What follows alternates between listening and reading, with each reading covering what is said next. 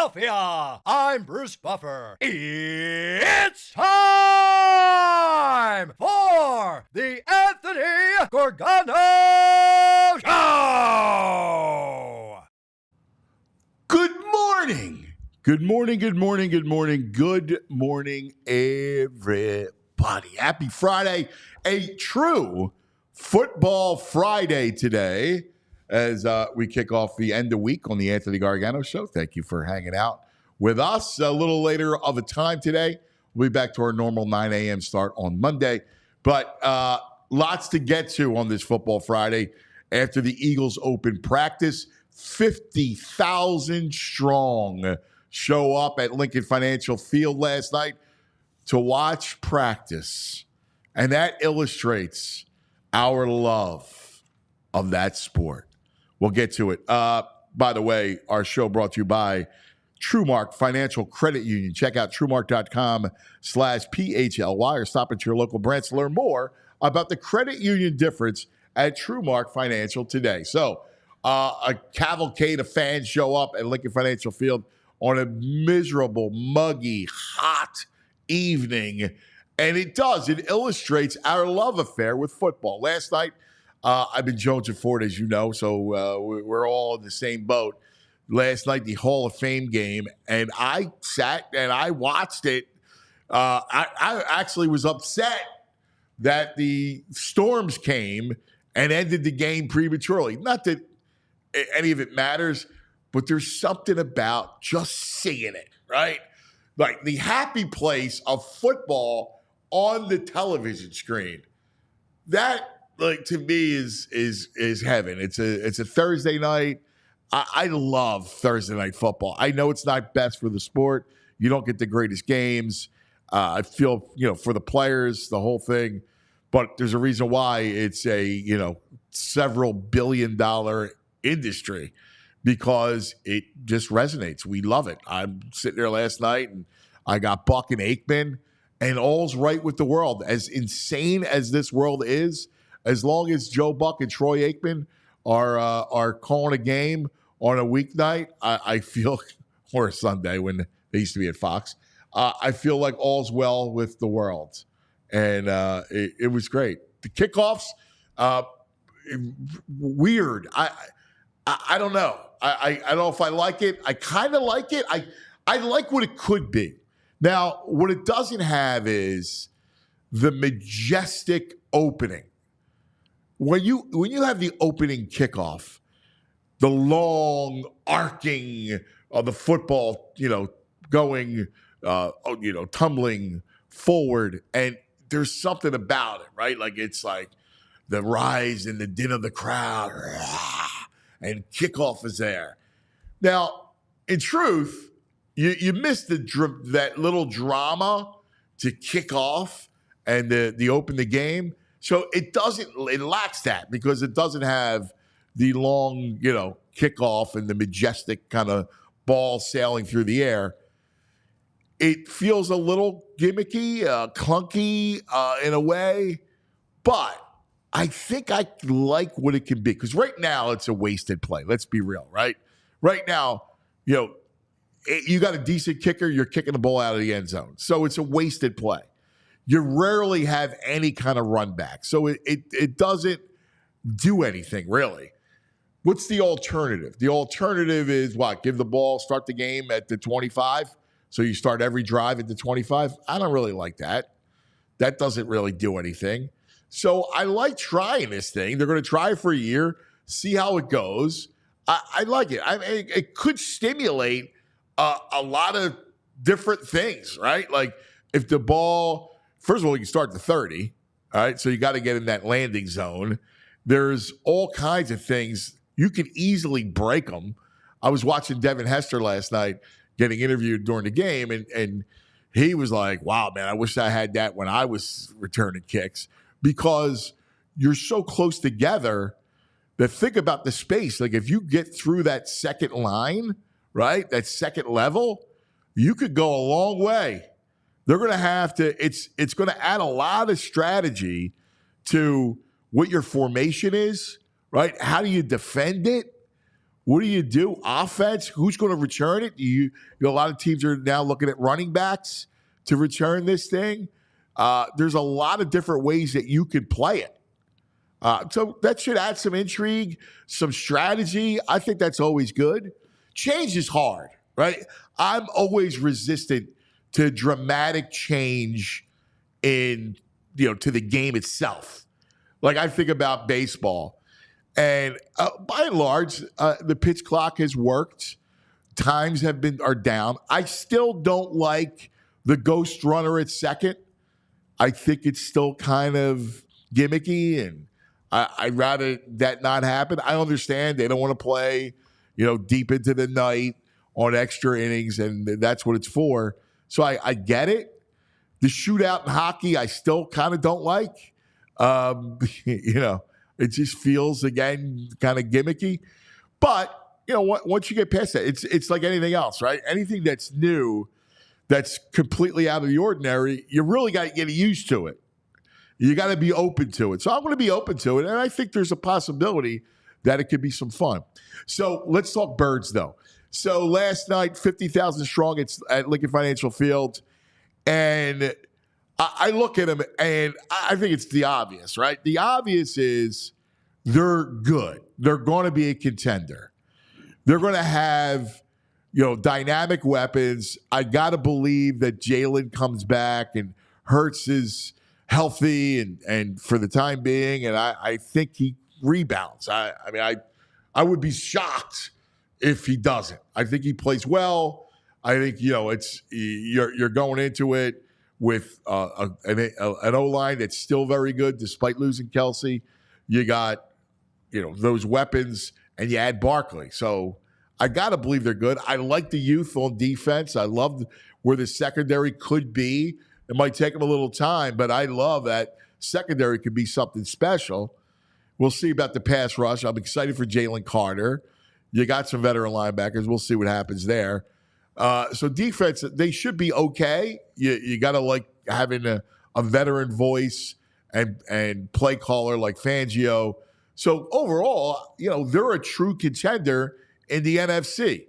Now, they're thin, and God forbid there's an injury to one of the wideouts or Barkley, but that's what happens when you have those kinds of play. When you have A.J. Brown, Devontae Smith, and Saquon Barkley, you got studs. There's not a lot of room for, depth. So that might be their only kind of issue. We'll see.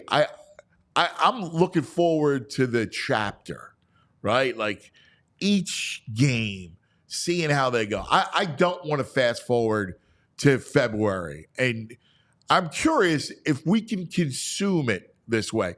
We are so rabid that we, have 50,000 people at a practice. And it's not even the way they used to practice, where there was some action.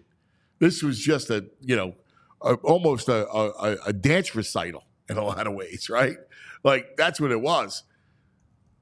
Can we have patience and enjoy and see how they unfold without going, you got to be in the Super Bowl, you got to be in the Super Bowl? Because right now, I wouldn't pick them to win the Super Bowl or to get to the Super Bowl, but I think they're clearly a playoff team. They should win the division.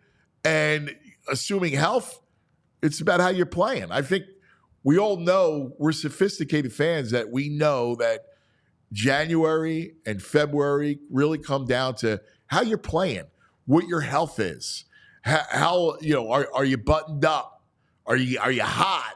Like, those are all big factors in looking at a run and a deep Super Bowl run. But they're good. They're it's not like 2004 when they were the best team by far in the NFC, and they were locked to be in the Super Bowl. It's not like that, but I think they're good. I mean, right now, you got Detroit. I'm very bullish on Detroit. I think the Lions are very good, probably the best team in the NFC. You got San Francisco still there, and I do like Green Bay on the come, and then the Eagles are right there with them. Dallas, I think they're good, but I don't think they're a Super Bowl team. I still question what they're going to be like skill wise. Forget the contracts, But just outside of CD Lamb, and who runs the ball? So I think they got question marks. I think the Eagles are sitting there poised. Can you let the collapse of last year and then the fact that they were in the Super Bowl 2 years ago, can you push that aside and kind of take this season, the 2024 season, on its own? That's my question. Good morning, VG. Football Friday. Football's back, baby. I was watching that Hall of Fame game. I knew you would. That's why I was like, I don't even have to. Anthony, I think I it. texted you the picture of the TV. Is that what that was? I was like, what is he texting me? Yeah. It was a picture of the TV. Oh, I'm watching You're the game. Psycho. Well, we'll get to that in a minute. But can we consume? No, we cannot. Are you crazy? This town? What is it? Like, we have this amazing love affair. We are a manic town. We just bring up the Phillies, and we'll talk about the Fightins later on. But what is it about that we can't? We're rarely in the moment. You know, I don't. It's hard to be in the now. That's a guy's making millions of dollars, touring the world, telling people how to be in the moment, the now, this present breath. It's hard. It's difficult. Yeah, listen, I talked to Pat Croce. He's a big now guy. Yeah. Right? And we talk about it all the time. It's what I love about football. Like, why would you want to fast forward through football season when we wait all summer long to get there? Like, all spring and summer to get the football season. Then it arrives and you want to hit a button? I don't. No, I don't think we hit a button, but if you don't have a belief that they got a chance, it's not as much fun. We've been through those seasons where you don't think you got a chance. Game 3 doesn't really matter if you think your team's mediocre. But this team's not mediocre. No, it's a good That's team, my point. so they got to believe. I mean, I feel like you got to believe. Like, Super Bowl or bust. Yeah, but you know how hard it is to I can't do this in August, Super Bowl or bust. Listen, with this offense? Okay, intellectually, I know they're good, and I know that is the ultimate goal. They're a better offense than the Lions, no? I don't think so. I think you underestimate Nick stepping away. All the reports are Jalen looks like MVP caliber right now. I like the Eagles' offense a lot. Yeah, I mean, I do. I think the Lions' offense is first of all, I'm in love with the running back, and as great as Barkley is, I mean, you think you give them the edge? That kid's ridiculous. All right, a quarterback, and in quarterback, I mean, it's probably a coin flip right now, right? I mean, Hurts gives you more in the run game, and Goff in that offense is pretty dangerous. All right, so I mean, you got in your mind, they got a 50-50 shot to represent the NFC.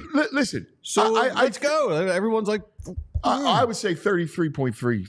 Yeah, because you can't discount Niners. I think with this squad, I don't know. I think that's part of the fun of the Eagles season. You know what it is? I'm not even thinking about the Super Bowl. I just know they're good. Like, all that matters to me, and I must be a weirdo, because all that matters to me is that they're good. Like, I agree with you. Well, I remember seasons where I had no hope. Like, they're going to be a 500 team. They had a buy. Remember, they had to buy the last 3,000 tickets so it would be televised. Oh, that's when we were kids. Yeah. Like, oh man. No, that was horrible. In the modern day, the Eagles franchise, with Jeffrey Lurie as the owner, right, has been it's the gift. Gold standard. It is. All right. It's been a gift. Super Bowl or bust. Yeah, and again, I hear you. I'm just saying they're a good team. I love the fact that they're a contender. And that's really all I want every year, is to be a legitimate contender. Not a contender that you make the playoffs and something fluky can happen, like a legitimate chance to win the Super Bowl, and they have one. Listen, if you're looking for people to say, I think we're a contender, wrong city. I was out at 3 bars last night. I know it's either Super Bowl or they got no chance. Yeah, that's it. There's no gray area with this city. I know it's not. It's believe wild me, when you're out there. And I don't know why why I'm like this. Yeah, because I'm born and raised here. Now I left, and maybe it's the media thing in me. I think that has something to do with it. Spent a lot my career in the media. Mm-hmm. That changes my view. Yeah. because I can't look. I have to look at the gray. I have to look in the middle. Like everything I believe in is in the middle. We went. I mean, look at the Phillies. We went from World Series. Now it's nightmares. So people in the chat yesterday are begging for the song to be played. Remember how no one wanted to hear that song? They want to hear the song now. They're desperate. They're still in first place, and the projections came out yesterday of the most wins in the season. They're still projected to have the most wins in baseball by the end of the season. But if you take the temperature of people here, it's a disaster. What is that? I don't know. But what is that? Are we incapable? Yes. Because we're so passionate. But are we incapable of separating our emotions? Yeah, I mean, we're not a meh city. We can't be not meh. Not meh. Like I don't care. But we're also it's like Pittsburgh. We're going to have a 10-7 season and win a playoff game, and like that's not this. Saying that. That's not this city. But even the Phillies, like nobody's like I listen. Do I get frustrated watching them? Am I suddenly nervous about the Padres? And yeah, I am. But I know they're good, and I know it's going to come down to October. How you're playing, what the matchup is, what the opponents, how they're playing. All those factors that it's impossible to tell you right now in August. I know they're good. I also know in the next 10 days, chances are it's going to get worse before it gets better. I don't even want to hear that. Don't even put that out in the universe.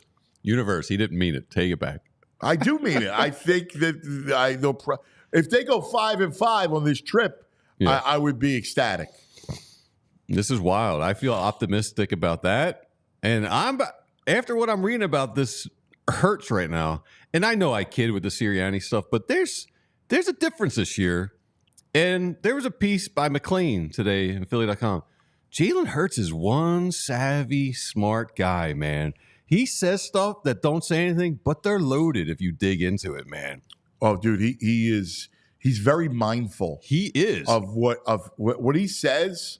He means, like, he puts it out there without actually saying. Yeah, like they asked him, I guess, about Moore's offense, and does it provide any answers for picking up the blitz different than last year? And he says, I'm not in comparative mode here. We got to go out there with the intention of putting our best foot forward, doing our jobs. To do that, obviously, it has to be clearly communicated on how to do it. I mean, it's a shot. Oh, it's a shot. Yeah, no communication last year. Yeah, it's a shot. Yeah, it's a shot. But it's just a subtle little statement that no one climbs onto. It still blows my mind that something as elemental as picking up a blitz, right? Hot reads was an issue. Mm-hmm. Like, I'm not saying it has to work every time because blitzes get home, but to be the face of pressure and getting out of the pocket and there's nobody there, like, either the quarterback is not reading it right or the offense doesn't have any built-in answers. Right. And I think you're going to see that's the answer. And that's, I hope, insane, right? Like, how do you have an offense without built-in, fail safes? Yeah. Like, you need that. Like, totally. It's great. Yeah, but, it's bizarre. But we know they're good, so like it's fun. Like the specter of they gotta win. All right, let's. Do you think that lends itself to football? That all or nothing. Yeah, and I believe it, but I also believe that I want to savor every moment. I don't know, dude. I'm watching the game last night and going, how do you enjoy that game? I enjoyed it. I loved it. Dude, I didn't love it as much as a regular season game, right? But I enjoyed it. I have to tell you. That blows my mind. It felt more, first of all, it was more of a celebration of the game because the Hall of Fame game. Yeah, I get it. And believe me, in 2 weeks, once there's, full slates of preseason games, I'm not going to have the same. This is the first game. Right. So it's like a welcome back football game. And it's Hall of Fame. It's Canton, Ohio. It's all that stuff. What's that face? He's got a sour milk face. What's your sour face? It's the itch satisfier, that game. You've had the itch for the football. That game comes on, and it satisfies it. But it's not a good game. Come on. Let's be real. It's not. I'm not telling you the quality. Although for for a preseason game, the first half actually was. Oh my God! It was the execution was impressive for the first half, in that it was the first game. How did Caleb Williams look like? Did he look good? How many snaps did he take? Well, listen, I know that I said earlier, it's not the regular season. All right. It's so easy just to pee on it. Right? Yes. And that's what you guys do. I didn't even know. You guys pee on it. I didn't even know it was around the pee on it. Freaking enjoy yourselves. But that's what sports is supposed to be. Sports is supposed to be enjoyment. It's not supposed to be a headache. It's preseason. It's not supposed to give you anxiety. It's supposed to be enjoyment. Ladies and gentlemen, we love it. This is the enjoyment he gets from this preseason game last night. I did. I listen for a couple hours. What else was on? I don't know. All right. So a couple bad baseball games. Yeah. Right. That's it. There was the Olympics was Olympic during the day. replays. I'm out on that. I have the Hall of Fame. I love those players. Here's the thing. Julius Peppers. I didn't even know it was on, and I came home. I got home about 10, and I watched the end of the replay of the women's gymnastics. I didn't even look for anything else. I saw it in the afternoon. I watched a replay of it at 10 o'clock. Did you really? Yeah. Simone Biles, man. Yeah, I mean, I get it. I'll be honest with you. And maybe it's just, I'm sure it's just about taste. But if you're asking me preseason football or Olympic sports that's not basketball, I still like boxing. I'm preseason football. That hurts my heart. Why? It's just a matter of taste. I'm going to tell you. Yeah, I don't know about that. Simone Biles is incredible, right? So I admire what she's done. But what do I know about gymnastics? I don't. Someone flying in the sky, twirling 47 times and flipping over. I mean, again, I go, wow, that's amazing. God bless her. She's an amazing athlete, Yeah. and and what a great story. And she's, by the way, an amazing role model and everything else. Yeah. But that gymnastics doesn't get my blood pressure going. Yeah, it doesn't make it move like preseason, the first preseason game of teams you have no can interest mock me in. all you want. Yeah, dude, that's right. All right, shoot me. I like football. Preseason, practice, I like it. Oh, all right? I don't care. I like it. Now it's time for the brain. Brain. Red, the brain finder. Brain. Hello, brain. Good morning. We can't hear you. There you go. Yeah, no, still don't hear you. Brain. I see. Unless I was a mouth reader. Can you hear me now? Now I got you. What'd you do? Yeah. It's funny. There's something with these headphones going on. I don't know what it is, but okay. Anthony, to me, you know gymnastics. You know everything. I know you know your gymnastics. Some sports, the Olympic sports. He's anti-Olympics. I'm not anti. I just don't follow it. Yeah, I'm the same way. I'm going to be honest with you. I like preseason. Preseason football. It's not regular season football, but it's better than no football. I'll tell you what was a bad beat yesterday, Anthony. Anyone who had over in that game, bet voided. It was 31.5 was the total, but the game did not go 55 minutes. Oh, really? Yeah, it was. I don't know if you saw the end. They postponed it. Well, I saw the range. I watched the interviews after. Yeah, I knew they did that. So the game was not. It didn't count. Oh, really? Yeah, I mean, if you bet, the total of 31.5, because I know a lot of people that I'm in with made a big bet on under 34, under 33.5. It closed 31.5. And yeah, I mean, it was obviously talk about drawing dead when the scores. What was the score? 24-14 or whatever it was. Well, that doesn't seem fair. Well, here's the thing, and here's the thing is, let's suppose it had been 20-10. What do you do then? And it was 30. Well, let me ask you a question. If on a regular game that's not going to be postponed, that they're going to play, it's a regular season game, and the total's 30, just 35, and the total goes over in the first half, do they pay you immediately? Sometimes they will, but if the game does not go 55 minutes, it's a voided bet. But the minute it goes over, do they pay you? Some sports books, yes. Sometimes no. But I've had it happen, Anthony, where they pay me and then they take the money back. I've had it on props where they graded something as a win. Like I took Stephon Diggs over 68.5, and then a catch was ruled for 11 yards is now 10. He's now at 68, and then they take the money from the account. Same thing with this. If you have a bet where the line where the game doesn't go 55 minutes, Anthony, then they that's what they do. Yeah, that does not seem fair. It's tough. I mean, that was a tough one. That does not seem fair, Brain. I got to tell you. I mean, the outcome is the outcome. The outcome happened. It didn't need 55 minutes to have the outcome. Yeah, listen, I get it fully, but I mean, I could tell you stories, man, of that happening. It's happened in college football a few times. That just doesn't seem fair to me. Yeah, I'm not saying the outcome. What was the line last night? It was Houston, I believe, closed as a 2-point favorite. Okay, and so the total was 31.5. not paying out on the side because there's all that time that would have been played. So you don't know what was going to happen, but you already know that the total it went over. So, Brain's froze. Look at that face.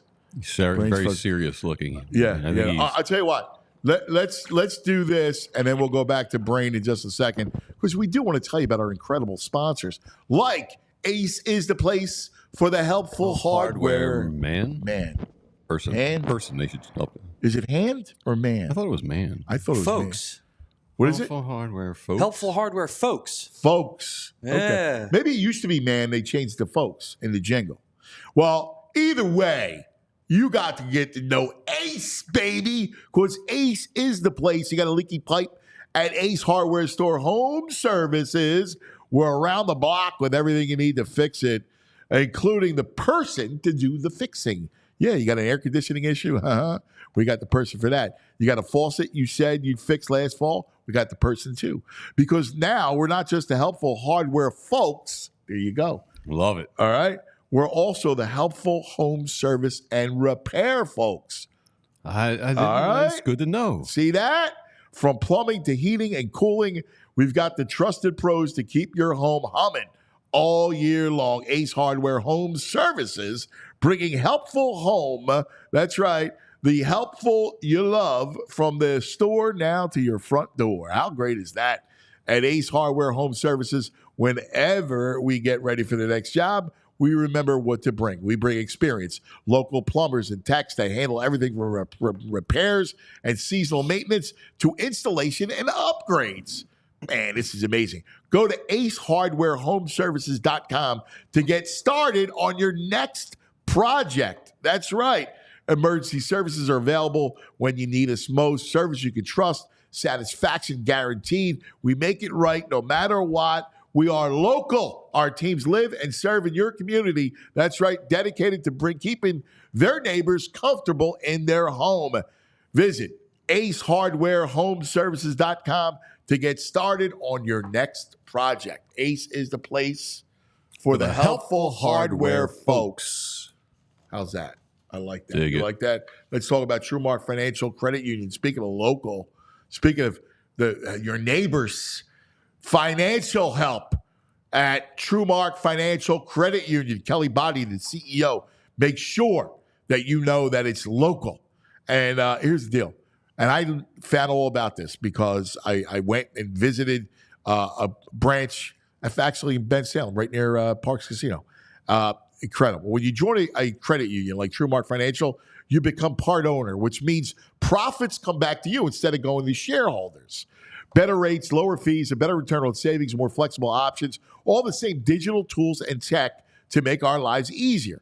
Trumark, local roots, headquartered in Fort Washington, 24 branches in the Philadelphia area. They serve our community, our people right here, man. And becoming a member of a credit union, so many benefits over being a customer of a bank.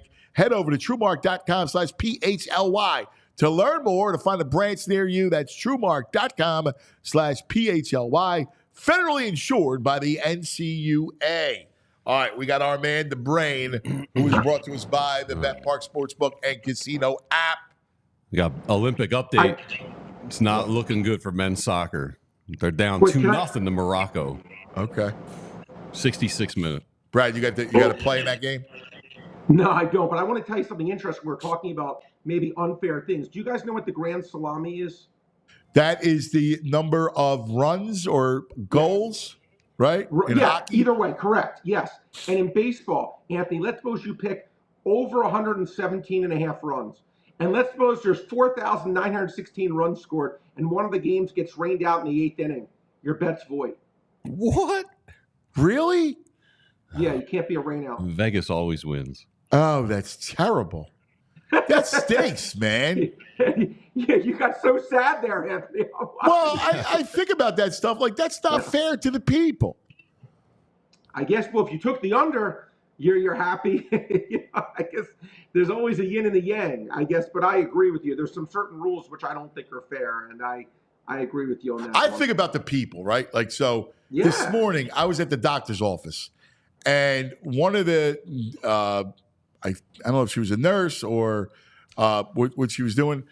The last person I expected, right, to hear, I hear her on the phone. We're in the elevator. She's like, "Yeah, I wanted $1,000." She talked about whatever. She talked about the app she was using. That's not a sponsor, so I won't say it. And she's like, "Yeah, I had a $10 parlay that paid $1,000," and I'm going, "Wow!" Like I was shocked. So I think about her, and I think about how the whole system is like rigged against the people. Oh, 100%. Yeah. It is. Yeah, Anthony. That's why you're here every day to tell people how to do it, to make money. Yeah. You're the evener for the people. That's what I'm trying to do. It's always for the people, my friend. You know that. And no, it actually sounds corny, but it's true. Like, I actually really, not just saying this, I truly like trying to help people. And I know you do. I'm not being so much so that, like, when I try to get you to talk about games, like, because, during the NFL or college, I'll bring up we'll talk about the whole slate and all the top 25 games. And you make it clear that, look, I might like a side, but I'm not telling you to bet it. I only tell you to bet the games that I'm going to do. So you are very mindful of that. Yeah, I try to be very transparent. And listen, again, even the best gamblers in the world, you're not going to win all your bets. You're always going to lose a decent amount of them. But I always just try to be full transparency. That's what I always try to say, because that's the most important thing. You got to be transparent. Do you look at preseason football? Will you bet it if you see an edge? Oh, yeah. Well, preseason football is actually, Anthony, probably maybe my highest winning percentage of anything. But you only have, because it's all information-based, Anthony. Look, I have guys that you're getting a bunch of guys, a bunch of beat writers saying, okay, I'll give you an example.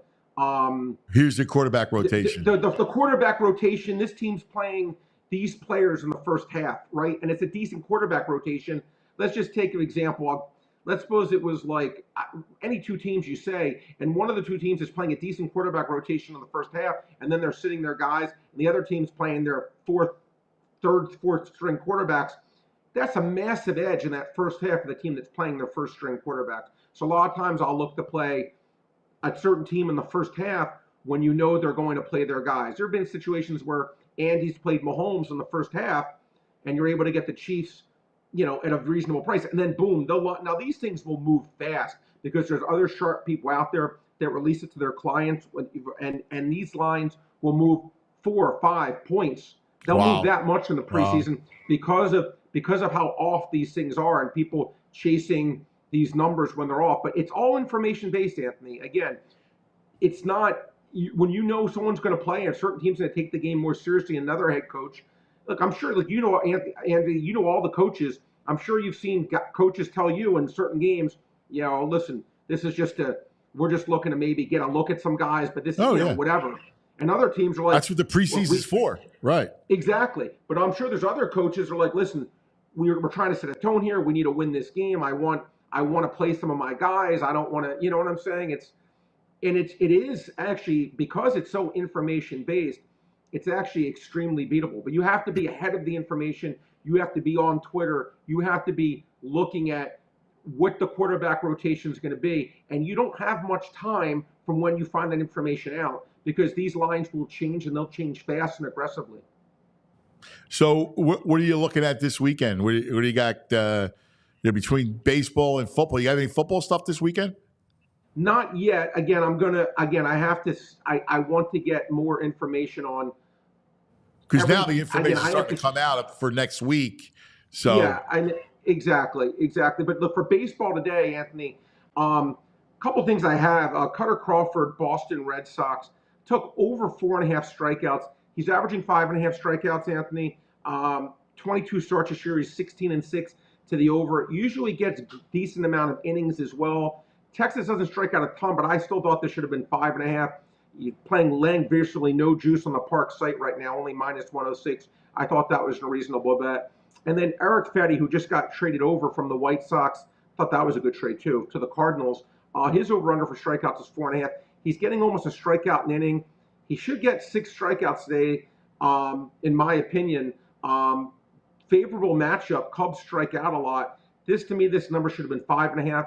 You have to play $1.29 on the Park site, best number in the world. But I think that should have been 4.5, maybe over 160, or 5.5 over close to -110. I think we're getting a free strikeout there. I think that merits a bet as well. All right, so let me ask you about the Phillies, because Phillies are in Seattle. Our audience wants to look at the Phillies. How would you, if you were leaning, and he leans toward that game, and how would you attack it? Well, look, obviously this is a game that the Phillies, want. I mean, they've lost 6 series in a row now. It's interesting with Seattle. Look, I didn't play this game.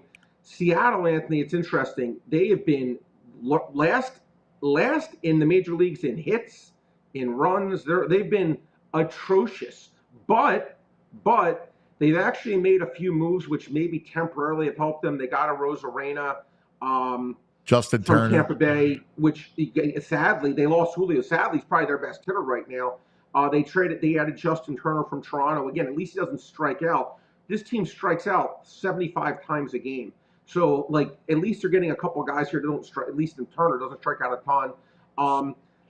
Look, I can't back Seattle, and Victor Robles has actually played, even though he's been horrible in his career, has gotten a they got him hitting leadoff. He has hit and leadoff, and has been decent for them. We're always their one big run producer. But I can't back Seattle. I think Philadelphia, this is a series, despite good pitching now with Seattle, I think this matches up favorably with Philadelphia. I think Philadelphia's starting pitchers should be able to shut down this Seattle lineup. I'll be disappointed if the Phillies don't win at least 2 or 3 here. I really will. Yeah, that's what I'm feeling. Yeah, they have. Listen, this is not a daunting Seattle team. No, and then because here's the deal: you now have to go to the Dodgers, who have revenge on their brain, and Arizona, who's playing better. Arizona's playing much. By the way, Arizona as a team, Anthony, we talked about San Diego. VG brought that up the other day, which I agree with, and they're playing great. But Arizona's another team that, listen, we know their pedigree, right? And you know what's interesting about Arizona? They played the entire year basically without Merrill Kelly, who's their number 1A starter or 1B starter, him and Gallen. And they've played the entire year with that Eduardo Rodriguez, who they give a massive free agent contract to. And he's been injured from day one. He hasn't pitched 1 inning for them. He pitched great last year. They get those 2 guys back. That's going to be a deeper team. What's crazy, we always talk about baseball guys. Look at Corbin Carroll, runner-up MVP last year. Look at his stats. Hitting 205 with 5 home runs. That's baseball. I know. No, it is. You're right. All right. Well, U.S. men's team down 3-0. Oh my God. Brad, tomorrow, you got to give us a lean here. Everyone I know bets this USA basketball. Puerto Rico minus 34.5. 34.5. Yeah. Well, Puerto Rico's looked absolutely atrocious in these games. Do you remember, guys, when Iverson was on the team, and who was it? Pepe Sanchez, and Puerto Rico beat them. Temple's own, baby. Yeah, Pepe. I'll never forget that. Look, I'm afraid to almost say this, but they've been so bad, Puerto Rico. I say USA. If I gun to my head, I'm actually going to lay the 33 or 34, whatever. Lay it with the USA. Hey, every now and then I got to back the hometown.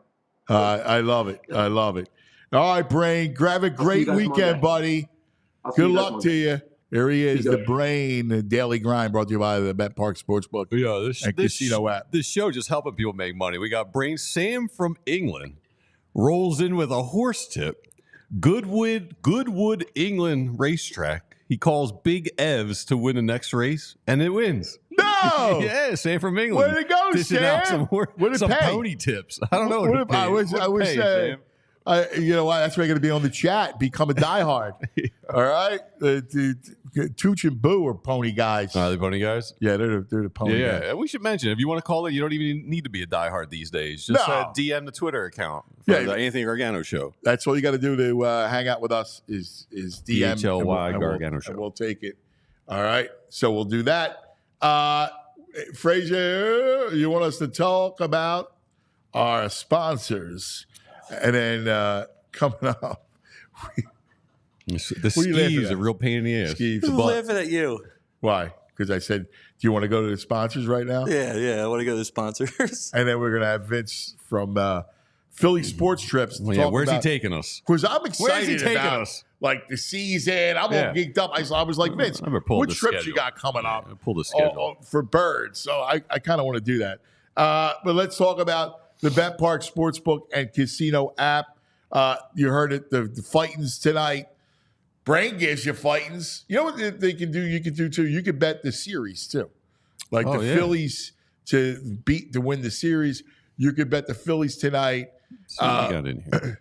What's that? I'm going to see what we got in here for tonight. Yeah, Phillies are a slight dog. They're minus 104. Seattle's minus 114 on BetPARX. I mean, listen, that's basically a coin flip. I don't know. You got to go Bryce home run. You got to go Bryce home run every game at this point. He's got to hit one soon. That's not a good field, though. That's not a good hitter's park, right? That's not the one you want to do it. But you can bet all that stuff. See, we talk about the BetPARX Sportsbook Casino app. If you want to do props like home runs, strikeouts for pitchers, all right, you can live. You can see kind of how they're playing. If they're going to have a night, I don't know when it's going to be, but this is where you want to watch out, where they start to connect. That's when you jump in because they'll put up a double-digit piece at some point. Here's a fun bet I like too. BetPARX has it. Just the total runs, odd or even. Sometimes there's juice on even or odd. How do they even know? Doesn't it just a coin flip? I love it. So you don't have to root for a team. Just like, give me an even number tonight. I love how you do it. You're awesome. All right, so you can do odds or evens. I don't know about that. I wouldn't suggest that, but all right. Crooked numbers tonight. $10 on the odd. Minus 165 for the odd tonight. What? Yeah. How do you know you're not going to score 8 runs? Right. That's crazy. So wild. That's so bizarre. Check it out. BetPARX Sportsbook Casino app. And don't forget live dealers for blackjack, roulette, baccarat. You got it all right there on your phone. They have a variety of different live blackjack games with live dealers. You have all the slots, a vast array. And by the way, new users, you can get up to $1,000 back if you're down in the first 24 hours. BetPARX.com has all the details. If you have a gambling problem, call 1-800-GAMBLER. BetPARX, you got to be in Pennsylvania, Ohio, Maryland, New Jersey. You can check it out, man. It's awesome. BetPARX, this is how you win. Also, we got Sleep Healthy PA, Stop the Snore. This is Dr. Andy Cohen. Now, Dr. Andy's one of these guys. I love him because he was a dentist. He is a dentist by trade. He got into the snore and helping you sleep healthy through a friend. His friend had cancer. He was staying and helping out his friend, and he realized that he snored, and he was keeping his friend up at night. So he developed this dental appliance that helped him stop his own snore. And he felt the difference, right? He was his own patient, felt the difference. So he went down that road, and now he wants to help everybody, all right? He uses dental appliances, not a CPAP machine. He has laser therapy. It's all designed to open up your passageways. That's the beauty of what he does at Sleep Healthy PA, all right? Listen, if you snore like Skeeves and his girl's telling him to get out of the bedroom, All right, it's just not good health for your relationship or for your own health. You need to reach that REM sleep to make you feel better, help your body heal itself. SleepHealthyPA.com. Dr. Andy Cohen, go tell him we sent you. All right. Now we're jonesing for football. It's back. I want to know what the menu is going to be like. All right, for Eagles away trips. So, of course, our buddy Vince from Philly Sports Trips, who nobody throws a trip. And you know me, I'm a travel guy. I love to travel. It's one of my favorite things. All right, nobody throws a trip like Vince Rizzuto from Philly Sports Trips, True Fan Travel. Vinny! Let's go. Season's here, man. Got the Kelly Green. You look good, buddy. Look at you all. You're excited, aren't you? I would fly to Brazil tomorrow, but we got a couple weeks here. So you got a Brazil trip, which is awesome. You got trips to every Eagles away game. So let's talk about this for a second. First, tell us about the Brazil trip. Brazil's going to be incredible, Ant. We're so excited, man. Me and my brother always thought we'd get there together for the World Cup 10 years ago. And Nick, my brother, will be on this trip. Finally, we did the scouting trip. We're ready. It's going to be amazing. You cannot go to Brazil without going to Rio de Janeiro. So that's where we're flying direct down there, get the party started, some beach parties, the tours that you want to see. You want to see the Christ. You want to see Sugarloaf. So it's a community. We've got about 100 Eagles fans going down. We're going to have a former Eagle there. I think you know who that gentleman is. And then the game, guys, it's the first game in South America. Can so we we're say really who it excited. is? Yeah, it's Brian Baldinger. Baldi's going to Brazil. Oh, Come on, dude. How great is that? So Baldi's going to escort Vince and over 100 Eagle fans. Better hydrate and rest up. To Brazil. Tell me that's not a trip. My God. Rio de Sao Paulo. I keep saying the season starts in Brazil and is going to end in New Orleans, guys. This is a team that, really has some positivity around them. Yeah. And, the fans, we've seen it for the past 7 years. They add so much energy to this team. That road field advantage, green taking over all the different cities. So, obviously not everyone can be in Brazil, but there's some really great other trips. I also say we need the bye week at the beginning of October because the Eagles fans are going to Brazil. We're going to New Orleans. We're going to Tampa, and that's just September. Oh, my God. Think about that. Before the bye, that early, 3 incredible destinations. So So New Orleans, I love New Orleans. One of my favorite cities. If you haven't been to New Orleans, you gotta go. I know you have. It's an awesome time. And if you don't have fun in New Orleans, there's something wrong with you. Yeah, Frenchman Street. Yeah, right. There's the Bayou. There's good jazz clubs over on the Baywater side. The food is unbelievable. Yeah. Like at the Garden District. Yeah. Like some of the Tulane best University. bars. Some of the best bars. The architecture itself. See, it's unlike. You know what I love? I love cities that are so unique. Mm-hmm. And New Orleans is completely unique. There's nothing like New Orleans in North America. It feels, it's got a European flair. It's got an exotic flair to it. It's got a flair of the occult. Oh, Anne Rice's house. I had to take a walk by, and my man Nick Cage, he's got his pyramid in the old cemetery down there. He's built a pyramid. He got permission from the Catholic Church to build a high pyramid in this old Catholic cemetery. Wow. And it's there waiting for his sarcophagus. They're going to make him like a pharaoh and put him in there when he passes. But it's so worth a stop when you were in New Orleans. Is a pharaoh? Well, that is an add-on to the package. Oh, my God. You got to do so. You know my buddy Tooch. So years ago, we were in New Orleans. Yeah. We did a ghost tour. Yeah. All right. And we might. Yeah, of course. I swear to God. Of course you would. I swear to God, we did a ghost tour. And there might have been some of your things that you like involved. It's the whole goth community, the witchcraft. Right. Yeah. And then if you add in maybe some herb. Yeah, it makes the ghost tour that much more. That much more fun. They like their vegetables down there. All right, and There was a place, they had grenades, this drink. You know what the grenade is? Yeah. They're dangerous. They are. So Toots and I, so we're waiting, right? So this is great. So my buddy Vinny's is going to meet us, but he's coming in later, like 7 o'clock. So now it's noon. What do you do, right? So we go, all right, well, let's have some lunch. We're trying not to drink, right? So Wrong city. now it's like 3 or 4 o'clock. So we go, oh, let's go up on this rooftop and have a couple cocktails. It could be easy. We started drinking those grenades. And little by little, right? So there's like, they put these plastic grenades in the cocktail. Yeah. So there was a mime across the street down below. Oh, now, man. if you give me a plastic grenade and a mime, what do you think's going to happen? Mimes. Right? So we were getting more and more cocktails, right? And I'm getting the mimes, and I'm pegging I'm getting the grenades. I'm pegging the mime across the street. And the mime's doing his thing, right? Getting boom. And we're cracking up laughing. It's so stupid, right? So silly.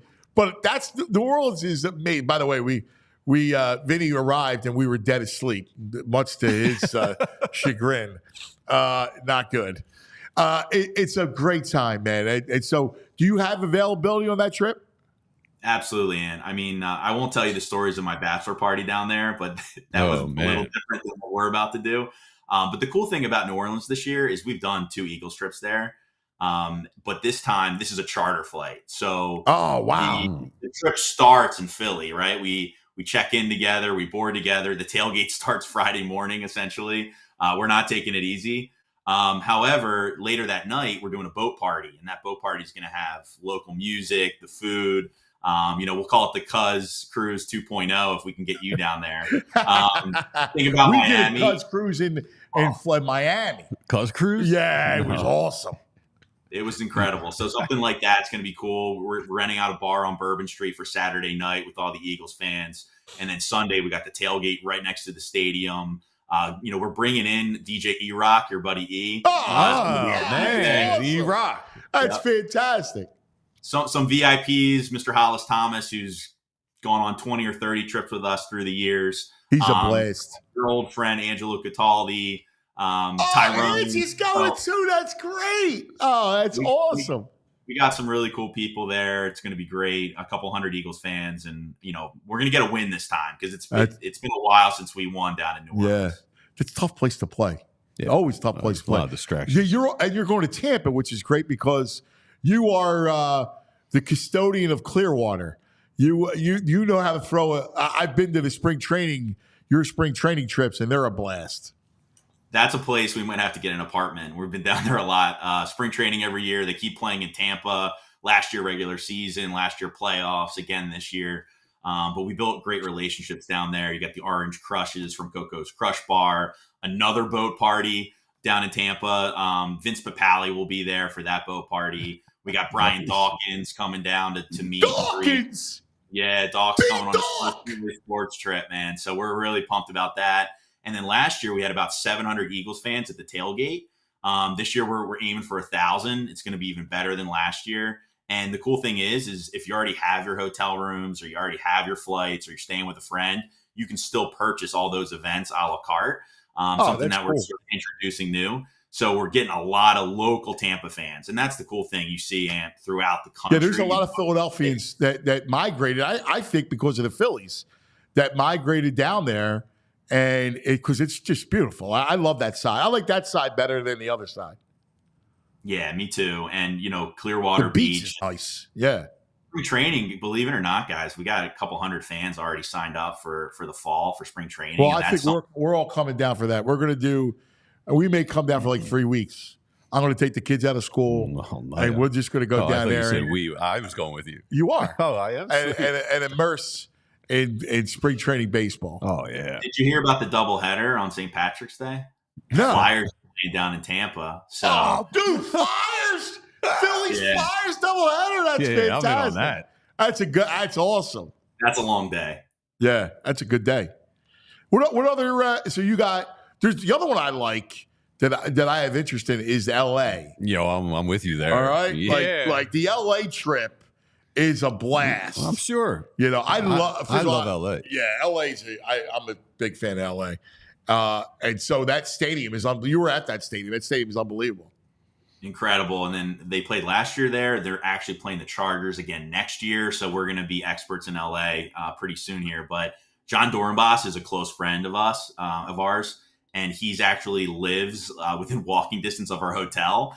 So he'll be hanging out with us throughout the weekend. And with your help, LaShawn McCoy, Deshaun Jackson, they'll be joining the group. So guys, this is a big, big trip out there. Yeah, that's a great trip. Like Deshaun and LaShawn hanging out like that, and they're a blast. Those two guys, I love those two guys. There's a lot of former players that are going to experience Philly sports trips and the fans like in that way for the first time this year. So we're really excited for that. Well, it's great because what I love about your trip is like, and this is why I wanted you to come on today, because I'm excited about just the whole season, and there's nothing like traveling. First of all, we love it. Vince and I do our Gargano travel to Italy. Yeah. So, but there's nothing like traveling, sports travel with your brethren and hanging out, and you feel like you got your own battalion, like you know, in a nice way, right? Yeah. And it's fun. Like you're hanging, and you foster relationships, and it's, to me, it's always about. I say sports builds churches all the time, and it's a congregation that goes and you make memories. It's a community, and like it's, you know, I don't think I could have quit my engineering job in another city and done this full time and believed in it like this. But the Philly fans are so passionate, and I'm one of them. But it's just incredible to see how much they live and breathe this, how they dedicate their vacation time. That schedule release, it's like a holiday. People start to book their flights, or they reach out and they're like, we have friends that live here. We're going to meet. How can you help us? And that's our job is to get the fans together and celebrate this team and hopefully, you know, make a run this year. Yeah, they're good. To start the show, we talked about it. Our expectation is they're a good team, and let's go. Like, I don't know what's going to happen, you know, January, February. In that sense, like, I think they're really good and they have a real chance. It's not like 2004 where there's very rare certain times when you know that they're going to go to the Super Bowl, they're going to go to the World Series or the NBA Finals. It's what happened twice in my life. 83 Sixers, you knew it, and the 04 Eagles.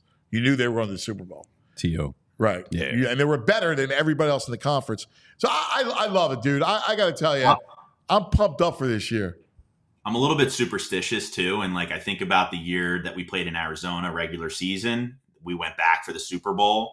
I'm kind of feeling it this year. We're playing in New Orleans in September. Why not win that game and then come back in February for the Super Bowl? So, you know, the things are kind of lining up. I think this is going to be a special year, guys, for dude. So the bus trips are great too. You did the greatest one was the Wentz bus trip. How many people did you have? At the end of the day, we had 900 fans on 20 buses, and then another. How awesome is that? Yeah, 1,200 total. We had 1,000 game tickets, lower level tickets, and just took over. And there was, you know, probably 10 to 20,000 Eagles fans at that game, and it was incredible to see that man sacked 9 times.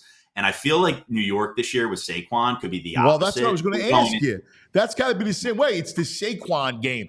We're going to need to back Saquon. We got to have his back. All right?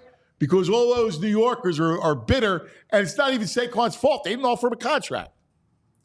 And here's the thing, guys. Like, the last 8 years we've been up there in New York for those games, the Eagles-Giants games, and we saw Saquon do damage on us. And I remember seeing him and made some close games. We usually won the games, but, you know, 85-yard run against the Eagles a couple years ago. I mean, he's been a thorn in our side for a long time, and I can't wait for the roles to be reversed.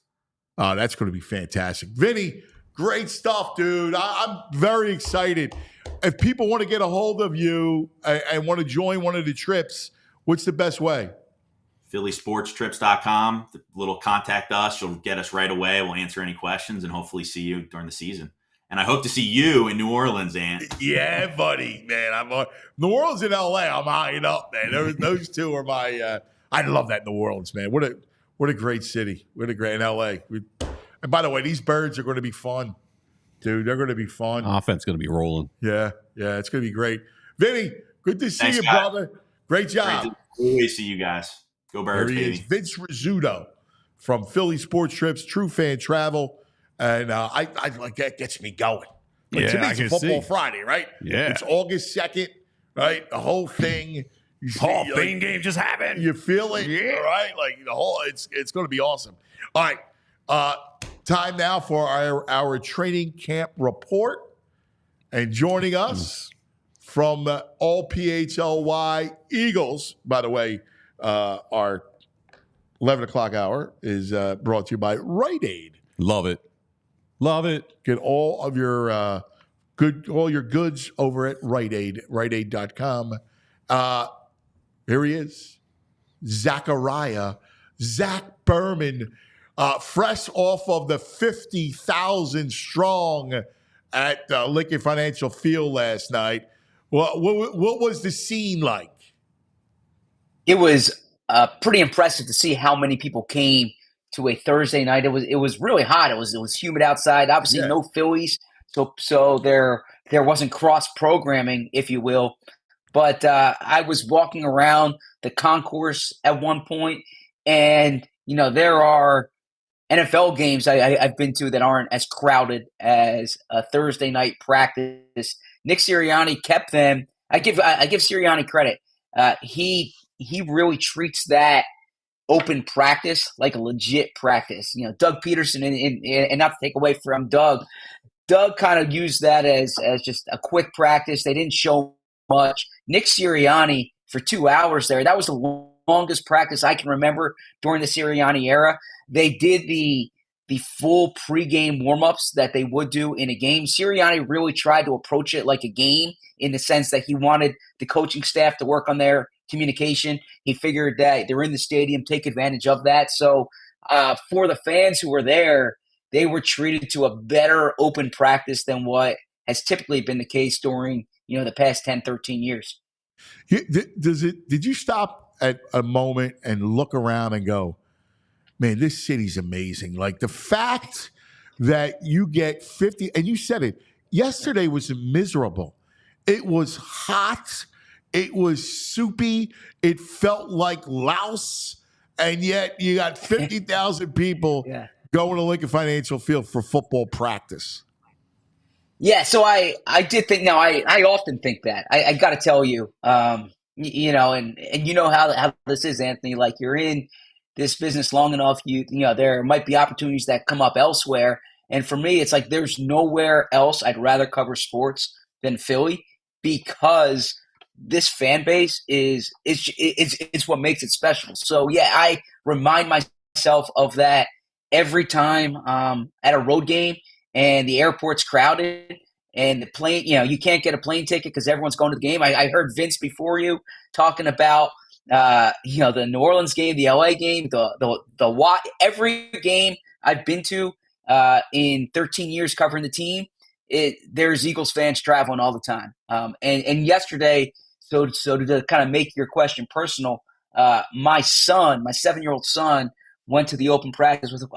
He went to the practice with my wife, and so I was walking through the concourse to see him, and it's cool to get to experience that through his eyes a bit, right? Because I don't want to say I'm hardened, but I'm in the press box every game, right? And so to kind of to literally go into the stands and to see his excitement about just seeing Devontae Smith in practice, for instance, right? You can tell how rabid this was. So we've been talking about it, and we've been talking about how good they are, and you've got a little sense of this club now. What are your expectations? Like, what are you seeing right now? Are they, if you were doing NFC power rankings at the snapshot today, where would they be? Well, the offense is farther along than I anticipated them being. And part of that goes to, in the spring, I was not impressed with what I saw offensively. Through 6 practices here, I think Jalen Hurts has been really sharp. And the reality is, the way this team's structured is, if they're a top 5 offense, they're going to be really good. And that's where their dollars are invested. That's That's where the young talent is. So if this offense can be what the talent will allow it to be, they're going to be definitely the top in the NFC East, near the top in the NFC. The caveat here is this. I haven't seen a defense scheme for Jalen yet, right? So we need to see how Jalen responds to those unscouted looks and the blitzing and different things that you don't see in a controlled setting. And the other part of this is I need to see how this offensive line holds up, and I need to see whether the Eagles can get a pass rush. Because for as much as they improved on the back end, if they can't get the adequate pass rush from the edge, then it's going to be a long day for the defense, even with Fangio here. So those are questions that I can't really answer during camp. I can't really get a sense of how Bryce Huff is yet during camp. But that's really my big question is when you lose Hassan Reddick, I knew going into the season Hassan Reddick could be a difference maker as an edge rusher. I don't know that yet about Bryce Huff. I don't know if the Eagles have the type of pass rush that I think it's going to take for them to be a top 10, 12 defense. Yeah, and that's my biggest fear. I said it earlier this morning. I'm hoping that Jalen Carter is the game wrecker in the middle, which then will allow the ends to eat, right? Like, as though if you got to pay that attention to Jalen Carter and double Jalen Carter, you should be able to get pressure elsewhere. Yeah, and it's a great point because it's a little different than it might be elsewhere, and that it might have been in the past. Now they've had obviously Fletcher Cox here in the past, but when you talk about where the sack production is going to come, or really where the defensive game plan starts, it's all Jalen Carter this year. And Jalen Carter, with the way their personnel is, he can't just be good. He has to be great. He has to be near elite. He has to take that step that I think Eagles fans and certainly the front office thinks he can do, but it's still an unknown at this point. So I want to get to this because VG brought it up, and we were talking about just a moment ago. What Jalen said, and I want you to read the quote to Zach, and I want you to think. I'm curious about how you interpret this, as far as basically he was asked about the offense and the built-in fail-safes against the pressure. Yeah. So the question was, does Moore's offense provide more answers in picking up the blitz? And he said, I'm not in a comparative mode here. We go out there with the intentions of putting our best foot forward and doing our jobs. To do that, obviously, it has to be clearly communicated on how to do it. To me, that sounds like he's taken a little bit of a shot saying, last year, the answers were not clearly communicated to me. Do you think that's do you get the same vibe? Yeah, I think you hit it on the head there. And I think Jalen's kind of in the spot now where he doesn't want to keep throwing dirt on what happened last year. So that's the start of the sentence about he's not in a comparative state because he doesn't want to keep talking about like how they didn't have those answers last year. But I think the second part of that answer clearly shows what was problematic was that when defenses were blitzing, especially later in the year, the Eagles didn't have answers. And this is going to be a big part of Kellen Moore's, not just Kellen Moore's offense, but why Kellen Moore's here is to make this quarterback friendly. Yeah. There's like one. Yeah. There's also have answers there. There was one more part too where they asked how comfortable he looks comfortable with the offense and how is this happening, and he said it's just been a thing of constant communication, open dialogue, and hearing each other out. I mean, that's just a Jalenism there. Felt heard last year. Look, I think that if you talk to 5 different people, there are 5 different answers. But the reality is Jalen's touching the ball on every play. And I think the coaching staff feels like Jalen's touching the ball on every play. There's a lot of responsibility on this on Jalen. But Jalen, from his perspective, right, there's a scheme in place. The scheme has to have answers. And so that there's a lot to go around from last season. That's why there's a new scheme. That's why there's a new play caller, right? And the thing, too, Jalen wants the responsibility at the line of scrimmage. So, really, this is all on Jalen in terms of some of those adjustments. It's going to have to come from the quarterback here. He can't – there's nowhere else to point the finger. Can we Yeah. Can we talk about Nakobe Dean for a second? From what I read, I mean, Kenny Gainwell is not the most elusive back, and people are saying he broke ankles, Nakobe Dean's ankles last night at this practice. Yeah, I read that and I went, ew. Yeah, it doesn't sound great. Yeah. Also, so the last play from the first team offense was Sirianni was doing situational work. They were at the 25-yard line. It was a 3rd and 8. I think 48 seconds on the clock or something like that. The Eagles scored a touchdown in one play. It was a wheel route. Kenny Gainwell, Hurts finds Gainwell. It was a nice pass, but Gainwell beat Nakobe Dean on the play. Now you can say, look, we've seen running backs beat linebackers in coverage on wheel routes quite a bit. It's why wheel routes are designed to try to isolate him there. Yeah, that matchup. But Nakobe, I didn't think it was Nakobe's best practice last night. Now, I think Nakobe's looked more physical from a blitzing perspective, but certainly from a coverage perspective, VG, you're absolutely correct. Kenny Gainwell, he's not Saquon, right? He's not Brian Westbrook. He's not Christian McCaffrey. So it's one play in a practice, but it does highlight some of the questions we have about the linebacker core and about Nakobe Dean, who by the way, 6 practices here, has not yet been first one up with the first team defense. All right, I'm going to ask you this question every Friday. All right, it basically encompasses the week from Saturday through Thursday. Give me 3 guys that impressed for the week and 3 guys who maybe did not. And so it sounds like Nakobe Dean is one of the did nots. Well, so 3 guys from this past week who did not impress.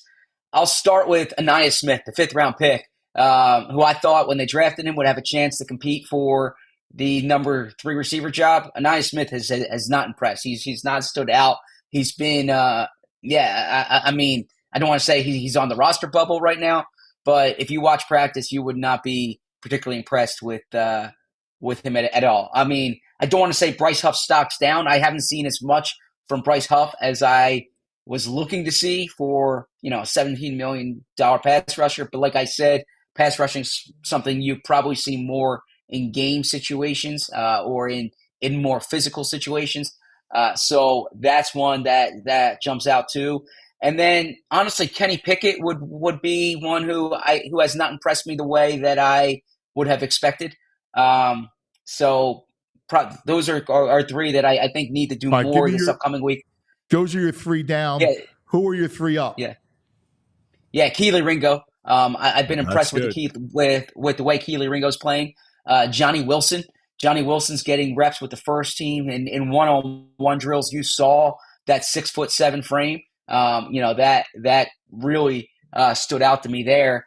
And then I would say like this is an obvious one, but AJ Brown pointed it out yesterday. Devontae Smith has been outstanding this summer. And I know you can say that whenever you watch an Eagles practice, but AJ said yesterday no one can cover him. And, when talking to guys around that team, the one thing that, when you talk about who can take that next jump, and I'm not talking like into a good player, I'm talking into like a superstar. So think of this like a Tyrese Maxey type jump where you go from all-star caliber to like franchise caliber. That's a great example. I love that. Yeah, that's Devontae this year. Like I think that when we have this conversation in January, Devontae is going to be talked about among the best receivers in the NFL. Oh, I like that. BG. All right, let me ask you because my guess is you did what I did when you got home and you watched the Hall of Fame game. I watched clips of it. I did not watch it through. I was transcribing, honestly. But I did. Yeah, I did. I wanted to see the kickoff. Zach. You can admit if you didn't watch it. I didn't watch a second. No. I watched it through, or I did not watch through. I watched clips of it. I wish the game ended. Right. I wanted to see the whole thing. I wanted to see some of those down the roster players in the fourth quarter. They were mocking me. VG and Skeeves. This guy wants to watch fourth quarter players, down roster guys. It's football. It's football, Yeah, it's man. football. Is it football? Yes, it is. It is football, VG. Yeah, a night with football is better than a night without it. Thank you. Anytime, any level, without a doubt. Women's gymnastic replays over preseason football. Come on, no way. No, well, look, not for me at least. I'm not gonna cast judgment on anyone who's into it. But I walk that tightrope too. All right, like I go, hey, listen, God bless. Balance beam. Yeah, I walk the balance beam. I don't know anything about gymnastics, but all I know is I like football. You sue me. Here's the deal. Yeah, Kickoff was the big story last night, and the big story around the NFL. What are the Eagles thinking about these new rules, and what's the talk around the kickoff? yeah, first off, they're treating this like it's Fort Knox, right? I mean, they're acting as if this major schematic advantage is going to come from kickoffs. Part of it is the unknown, and in asking around about it, there's curiosity about how some other teams are approaching it, but personnel is going to be different. Like, I heard Britton Covey talking about this the other day. Some teams are going to lean more toward D-backs and that type of body. Some teams are going to lean more toward linebackers and like edge rusher type bodies. And the type of returner you have could shift more to like the running back type than, kind of like the elusive type. So anyways, we'll see. The Eagles are, I can tell you for a fact, like studying this extensively, trying to figure out. They're looking at the XFL. They'll be looking at what other teams are doing in the preseason. But I also know for a fact, too, that they don't want anything out there, whether it's from practice or even in the preseason games. I think that they're hoping come Brazil, there's some type of competitive advantage. I personally think they can overstate that in terms of the competitive advantage. But this is something that the league hasn't quite seen yet. And so they think that there's something there they can take advantage of. Well, it's interesting because I was trying to think about if I like it. Now, you don't have – listen, the kickoff's a wasted play, right? Because, 80% of it is out of the end zone. But there's something about the beginning of the game and that majestic kick. The crescendo, the game begins. There's something dramatic, cinematic about that. It could be interesting. It looks a little gimmicky, but you could see where you put a running back there. You could break fit, like you get past the second level. It could be goodbye. It could be very interesting.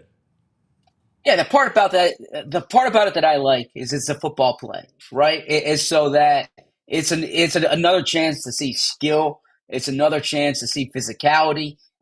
It's another chance to see strategy. The kickoff, like you mentioned, had been a wasted play.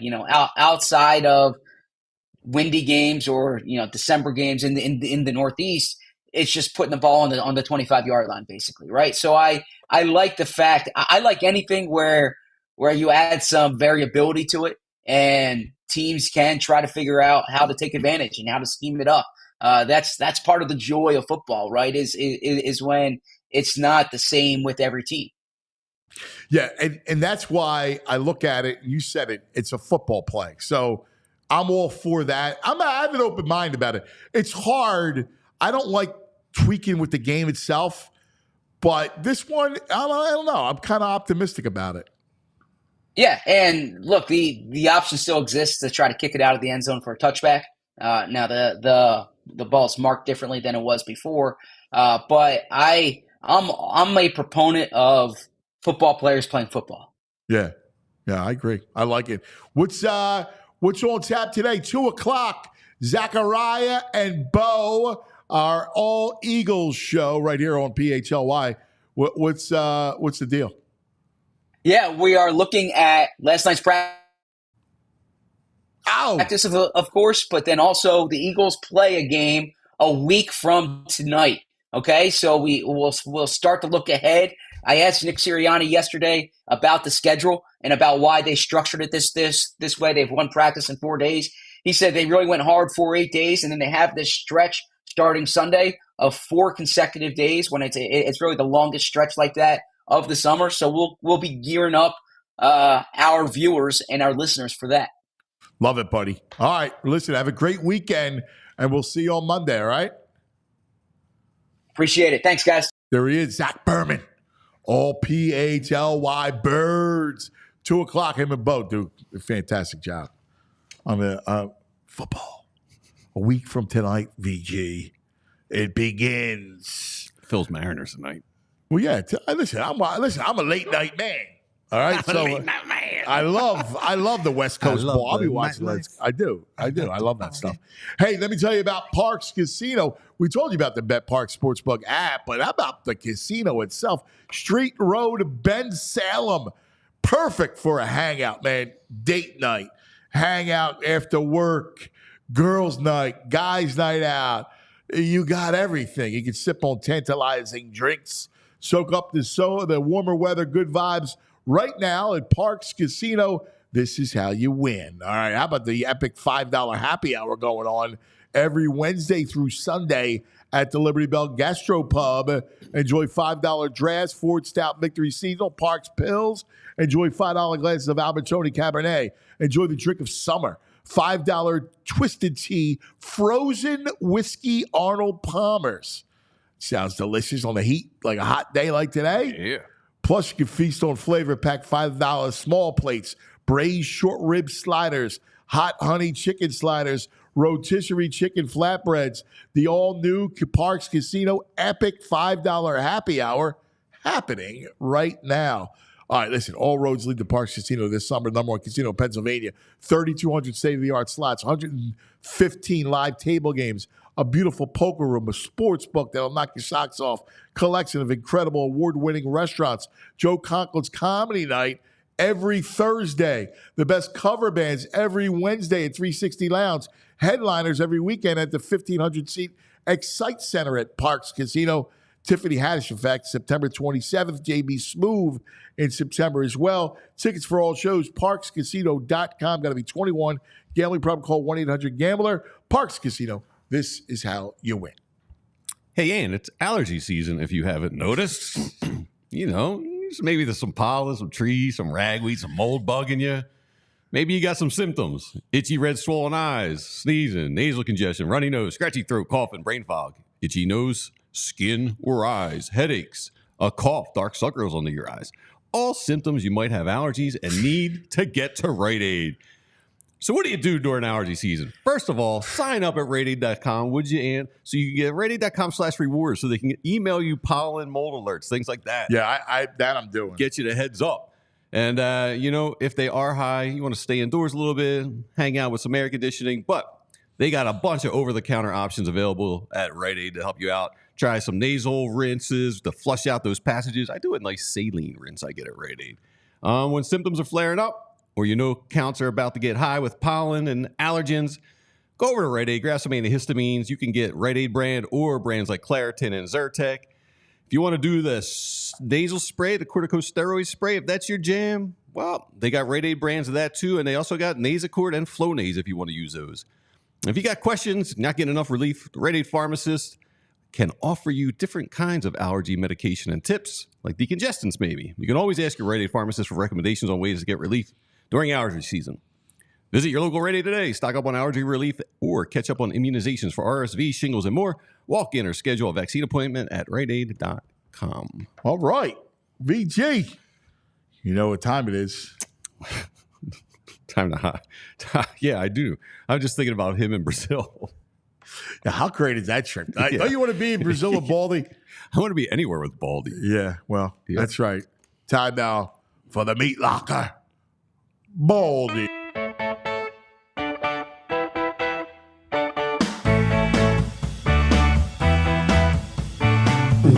Baldi.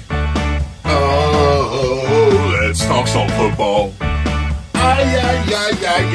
Baldi. Oh, he likes pizza and football. Oh, Baldi. All right, and look at this. We got Baldi. Today is Giants on Baldi's World Tour. Today is the Giants. Baldi straight from the Hall of Fame game. What was it like last night before the storms came? It was wild. I mean, obviously, Houston is a team that's getting a lot of buzz.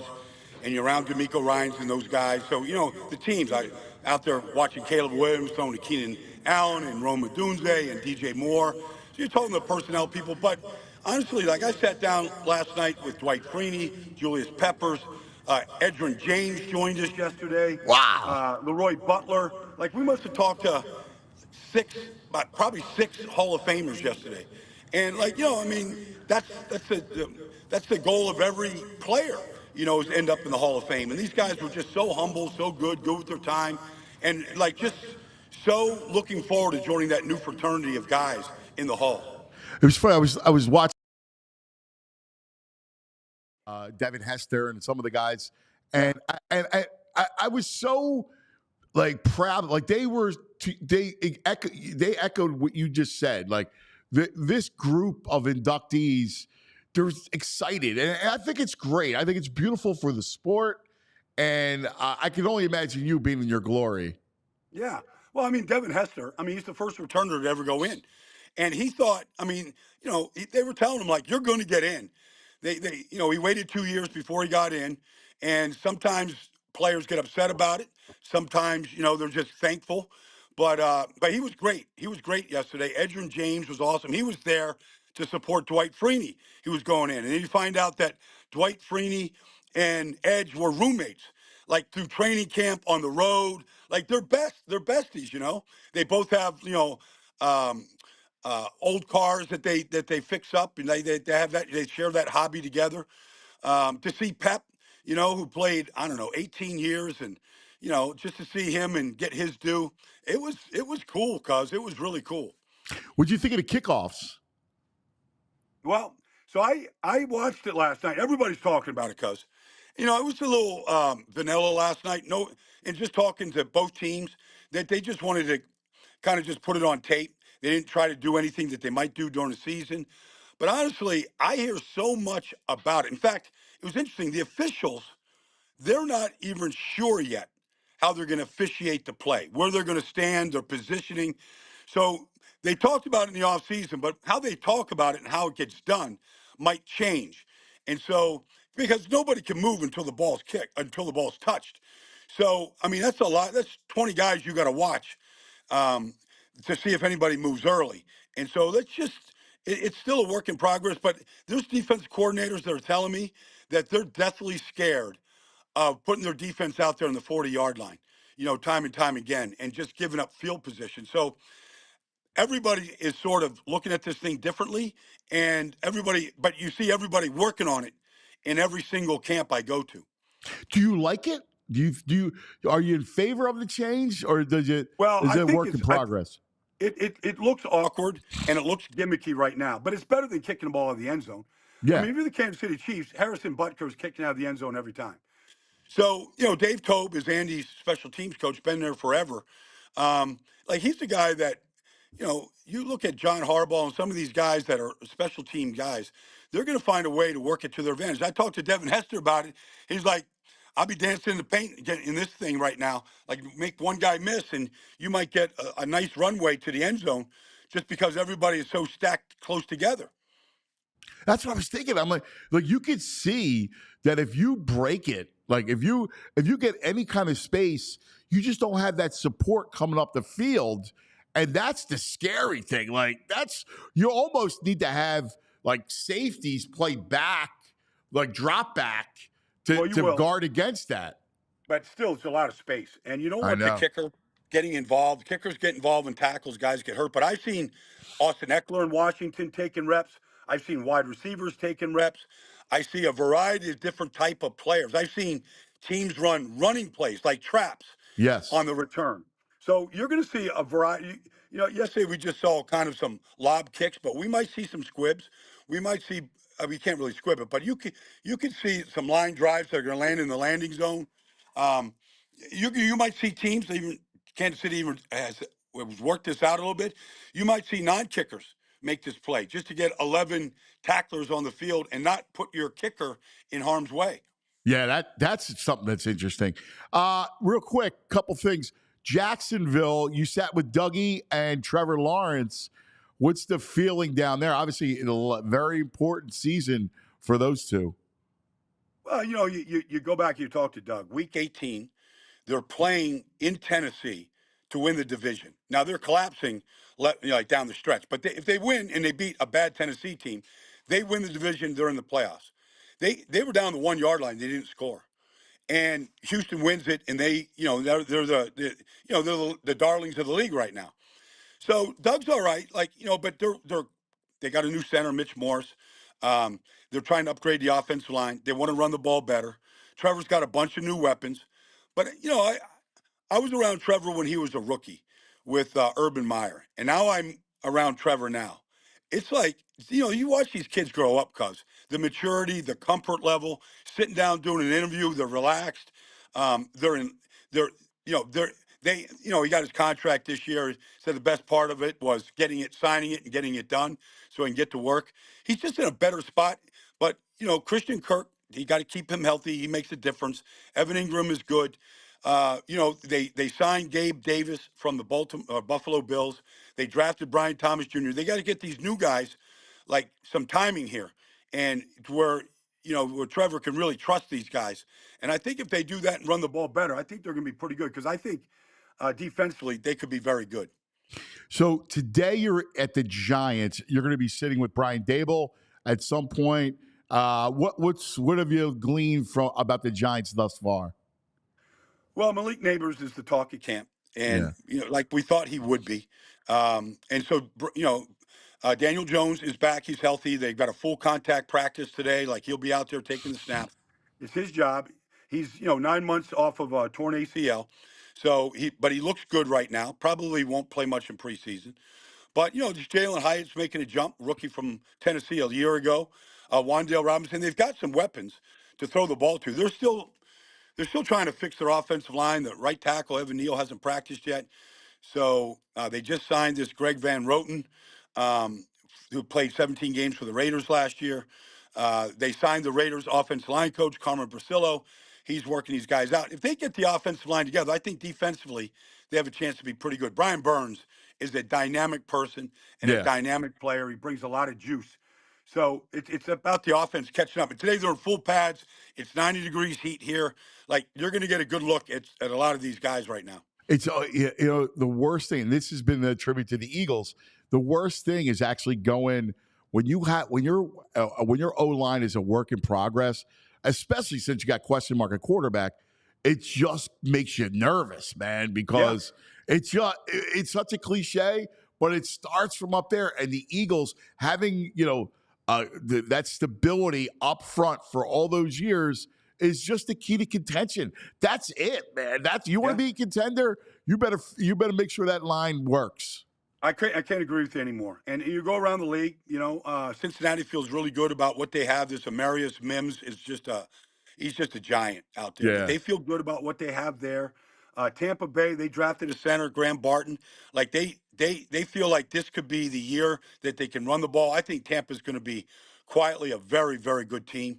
Todd Bowles really has the pulse of that team. They got a lot of talent, a lot of young talent that is they're excited about. But you go across the league, like, either you have an offensive line, you're trying to put one together, or it's a strength. But everybody is trying to get there right now. Some teams do it better than others, a team like the Eagles.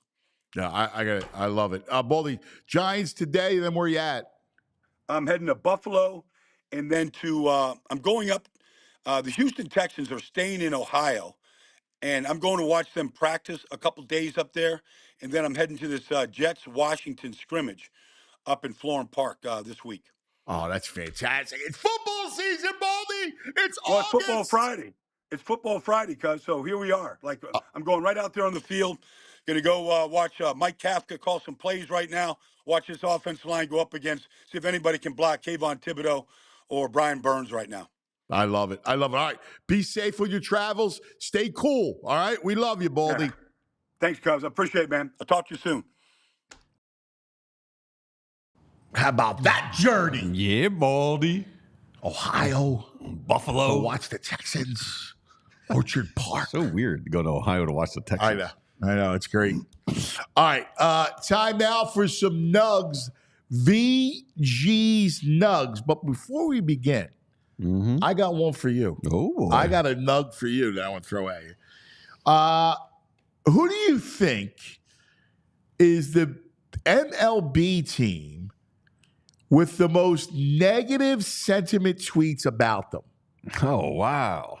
So let's see if you guys can name, you and Skeeves, I mean, the top 5. like, what time frame? We talking about just like this month, this year, this week? Yes. Okay, all the above? Yes. I would say the Yankees. So in 2022, it was the Yankees. So this is actually thus far this season. This season. Yes. And it's not the Yankees. Wow, I thought The Yankees are number 2. Oh, they're 9,141 negative tweets. Wow. I mean, I'll go Phils. Phillies. Yeah. Phillies. The most hated team in MLB. They hate us, and we don't care. The Phillies, 9,657 negative tweets. I like it. That's wild. They probably, hate It's us. probably 8,000 just from us. Philadelphia. Probably. What, hating our own? In the last month. Yeah. Number 3. Can you guess? Mm-hmm. LA. Dodgers. Yeah. Correctamundo. 4 Braves. 89-87. No, Atlanta, way down Nobody the hates list. the Braves? They're like, actually, what are they, 13? Wow.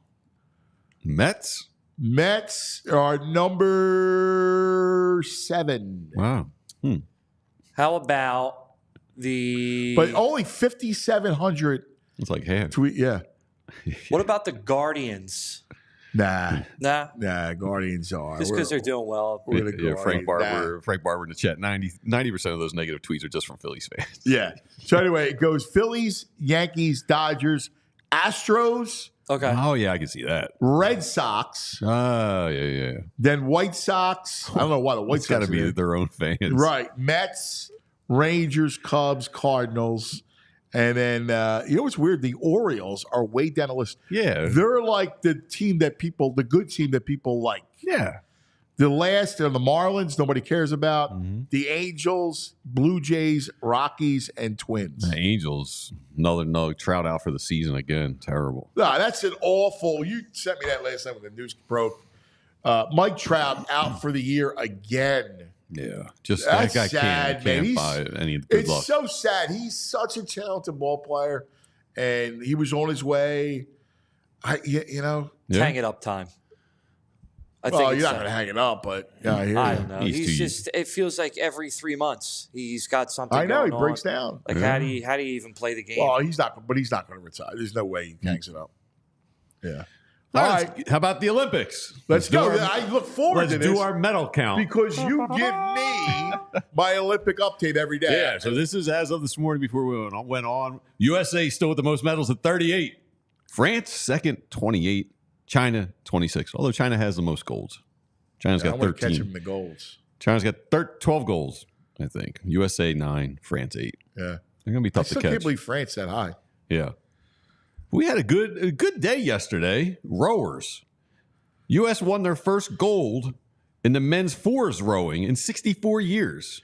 Yeah, in Philly, right? And they won it by like 0.9 seconds. Yeah, it got my attention. Tarico's talking to him. He's like, oh, you guys do your rowing on the Schuylkill River. I was like, what? So I had to look it up.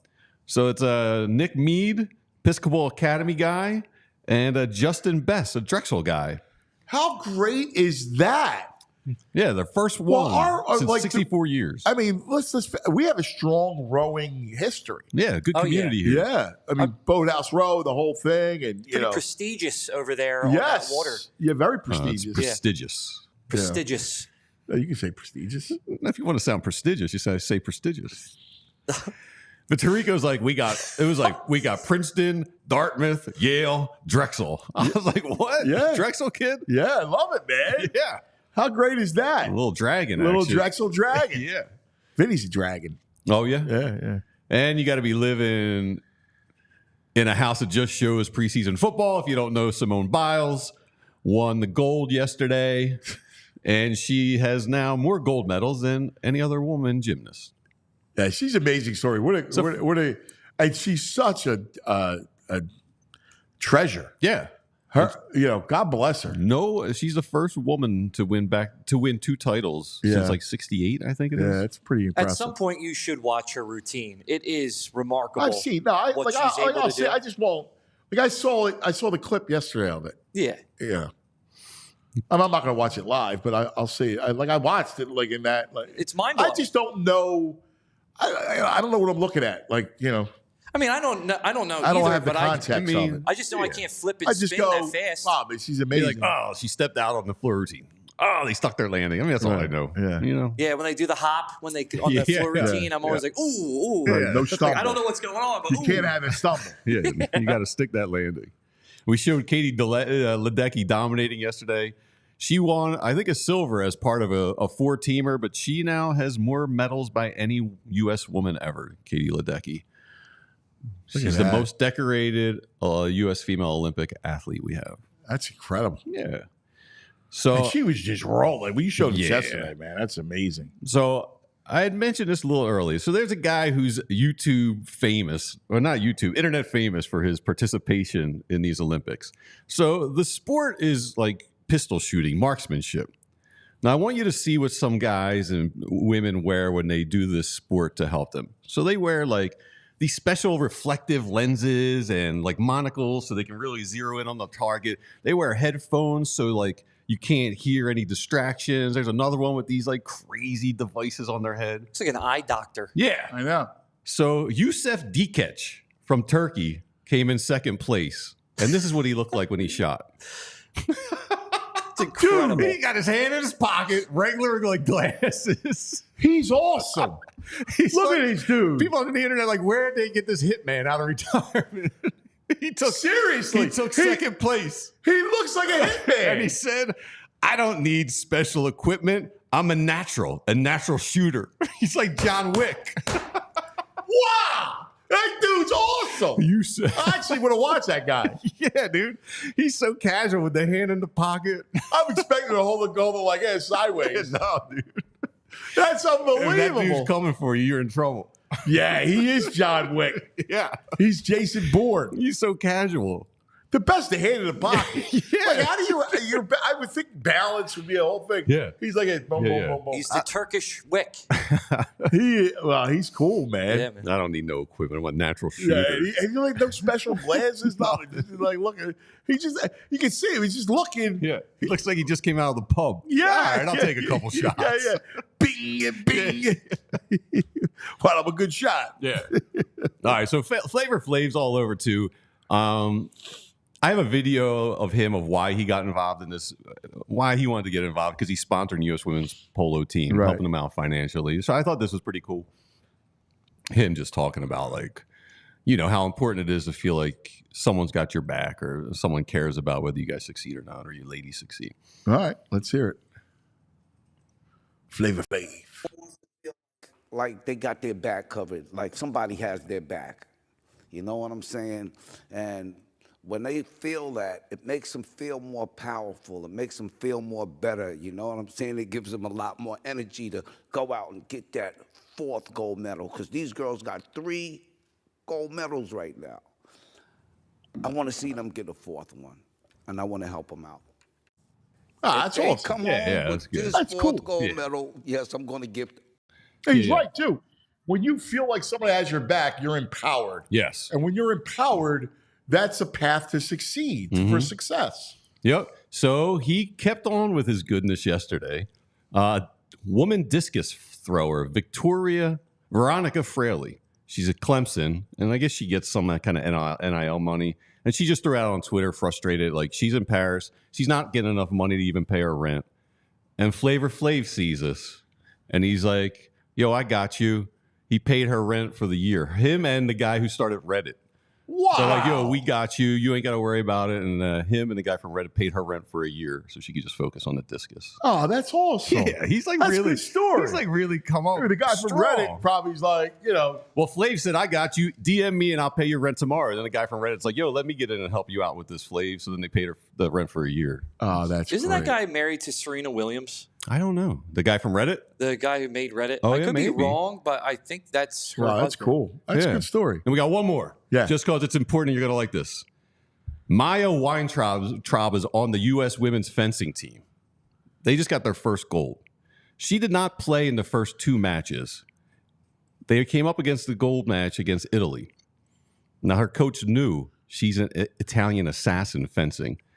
Months earlier in like Hong Kong in a championship, she took down this woman, Ariana Arrigo, which is the top woman. She's a world champ from Italy.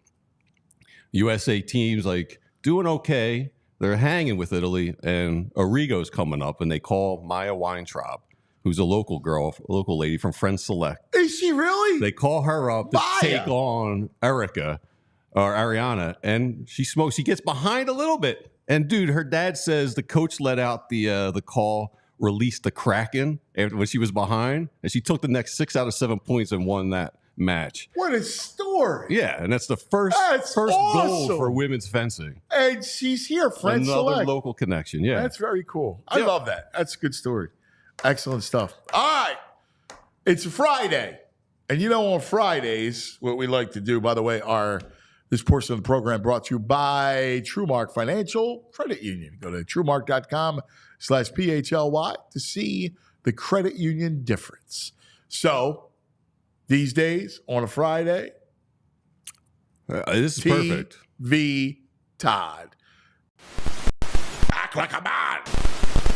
You can't handle the truth. It's time for TV Todd. There he is! Todd. Good morning, cuz. You're looking fresh today, buddy. Good morning, buddy. Yeah, haircut will do that for you. New haircut. Haircut will do it Shaved for up you. a little bit. Yeah. I see it. Looking good, man. It'll do that for you.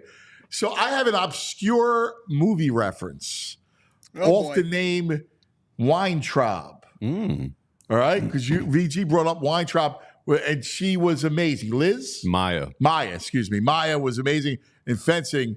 Sarah Weintraub. Do you know that name, that character name? I do not. If I give you the hint, Robert De Niro, Scorsese's first feature that people know about? The first feature that they did together, Taxi Driver? No, it predates Taxi Driver. Oh, is that the one with Harvey Keitel? Yes. Mean Streets. Yeah, what was that? Mean Streets with Harvey Keitel, yeah. Yes, and Sarah Weintraub. Every time I think of the name, De Niro hooks up with her at in the festival, and he brings her into the bar. Sarah Weintraub. Great. You know, that movie, that was streaming, I think it was a couple months ago. People don't think of that film. That's a fantastic movie. It's a great one. I love that movie. The Stones, it's when Scorsese first used the Stones in his films. He always uses Rolling Stone stuff. But that was the first one where he uses Stones, and he sets such a mood with Harvey Keitel. It's good stuff. Yeah, I could be wrong about this, but not only is that the movie he first used the Stones, I think that's the first one that he used Give Me Shelter in. Yes, that's correct. Yep. Yeah, that's cool. It's cool. Great. It's great stuff. It's just really good. I watched another classic this week.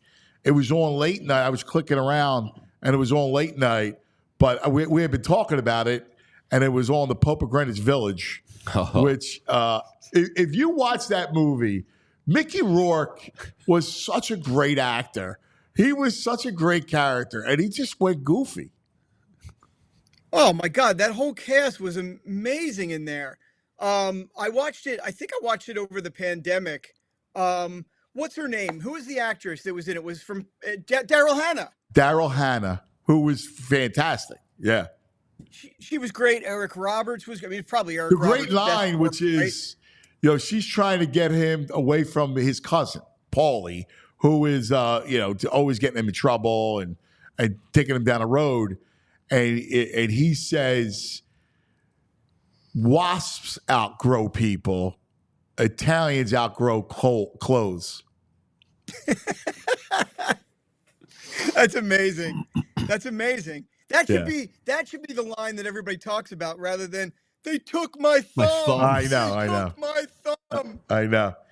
He's like, wasps outgrow people. It hangs out real close. Like, just like that. It was fantastic. It was Oh, just, man. Burt Great Young's move, in that. great move. Oh, Burt Young's incredible in that, too. He's actually really good. Yeah, he's the crime boss. Yes. Bedbug Eddie. Bedbug Eddie, yes. Bedbug Eddie. And, Honest, yeah. it really is a really good movie, man. If you actually watch it, it's a fun watch. I mean, It's and fantastic. I was curious because I watched the whole thing. I'm like, man, I hadn't seen it in a while. It was always one of my favorites. There's a scene where they're all dressed up and they're playing stickball, and it's like, this is priceless. It was a great capturing that era. It really is, and it's again one of those movies you go back and watch, and you're like, the Mickey Rourke of that period versus the Mickey Rourke of today. It is a entirely different, unrecognizable human being. Yeah, it's amazing. He was great. Like, was it Motorcycle Diaries? There was a bunch The Wrestler. I'm talking about back then. Oh my God. Yeah, like one after the other. I mean, he was incredible. He was cool. He was the coolest, right? I mean, he had a string of films, like you said, that were massive hits. And then, he disappears and he emerges as the Mickey Rourke in The Wrestler. I mean, truly amazing actor. But yeah, your audience should go back and watch Pope of Greenwich Rumblefish. You remember Rumblefish? Yeah. That was great. And listen, we're not talking about the best. What's the best movie that he did that really made a name for himself? Oh. Shot in Baltimore. Diner. I was saying Diner. I was talking about Diner recently on my Fox show. No one had heard about it. What? No one knew Diner because I was talking about the test. Yes. Like, Skis probably doesn't know. Do you know the movie Diner? No. Skis? Yeah. Like, our younger audience has no idea. It's a great movie. And in fact, go ahead, Todd. Tell people about it because it's – and the test, we're talking about football. He was like an insane Colts fan. Yeah, so really, it's a story of this group of guys, and they hang out at this diner. But it's about its coming of age, story. But what Buzz is referring to, Andrew, is that there was a character in there played by what's his name, Steve from 3 Men and a Baby, Steve Guttenberg. Steve Guttenberg, and Steve Guttenberg was getting married, and in order to agree to get married, he made his wife take a Baltimore Colts, right? It was Colts, right, cuz? Yep. Baltimore Colts trivia test. She had to learn about the team. She had to pass a test or he would not marry her. It was awesome. It's a good deal. Yeah, it's a great story. And then, wasn't it based off a true story? The guy that he owned like a clothing line, and it was based off of his story of those guys. I didn't know that. It makes sense though, because the characters are so rich and what did and I'm not going to ruin it for your fans, but Mickey Rourke in the popcorn box, you guys remember that, right? Yeah. Come on. It's weird, man. I thought you were going to say he really came to prominence with 9.5 Weeks with Kim Basinger. Well, you know what? That was later. mainstream. Yeah. That was his first mainstream movie, and then after that, he did the movie where with De Niro as the devil. Yeah. Oh, dude. By the way, that's one of the great movies. What's it called? He's talking about New Orleans. We were talking about New Orleans today. It takes place in New Orleans. And I'll never forget De Niro's character was Louis Cypher, right? And if you he's the devil, right? Right. And if you put it together, Lucifer. And it's a great oh my God. What is the name of it? I don't know. I'm looking it up. What's it called? It's in it too. Lisa Bonet is in it. Yeah, Lisa Bonet. Angel Heart. Angel Heart, yeah. Yeah. And remember, De Niro's character's always peeling the egg? Yes. Because he's taking the soul. That was the whole thing. Right. Like he was taking the soul. And Mickey Rourke's character is always seeing elevators, right, going down, which symbolizes his descent into hell. Todd, absolutely. So, yeah. Todd, speaking of New Orleans, have you seen Nick Cage's pyramid, his tomb in New Orleans? No. I got a picture real quick, dude. You got to see it. He bought this land at this famous haunted cemetery and built his own tomb. Where is it? in New Orleans. That's his pyramid. He's going to be put in there, dude. Wow, he's a wacko. He's a wackadoodle. My God, that's awesome. That's amazing. This is my favorite TV Tide episode so far. We're going way off script. All right. Well, I'll get it back on script. What do you got for us? What's the theme for this week? Well, you want to hear TV or you want to hear film first? We'll run through a bunch real quick. Let's go through film, and then because since we're on the topic of film. Okay. First thing for your audience, we talked about it on your show. Everybody knows I'm an ape man. Kingdom of the Planet of the Apes is streaming on Hulu now as of this weekend. You know, we share that as brothers. We're brothers when it comes to what? What am I? You're a primate, bro. Yep. It's your spirit animal. Yes. Silverback. Yes. He calls me a silverback.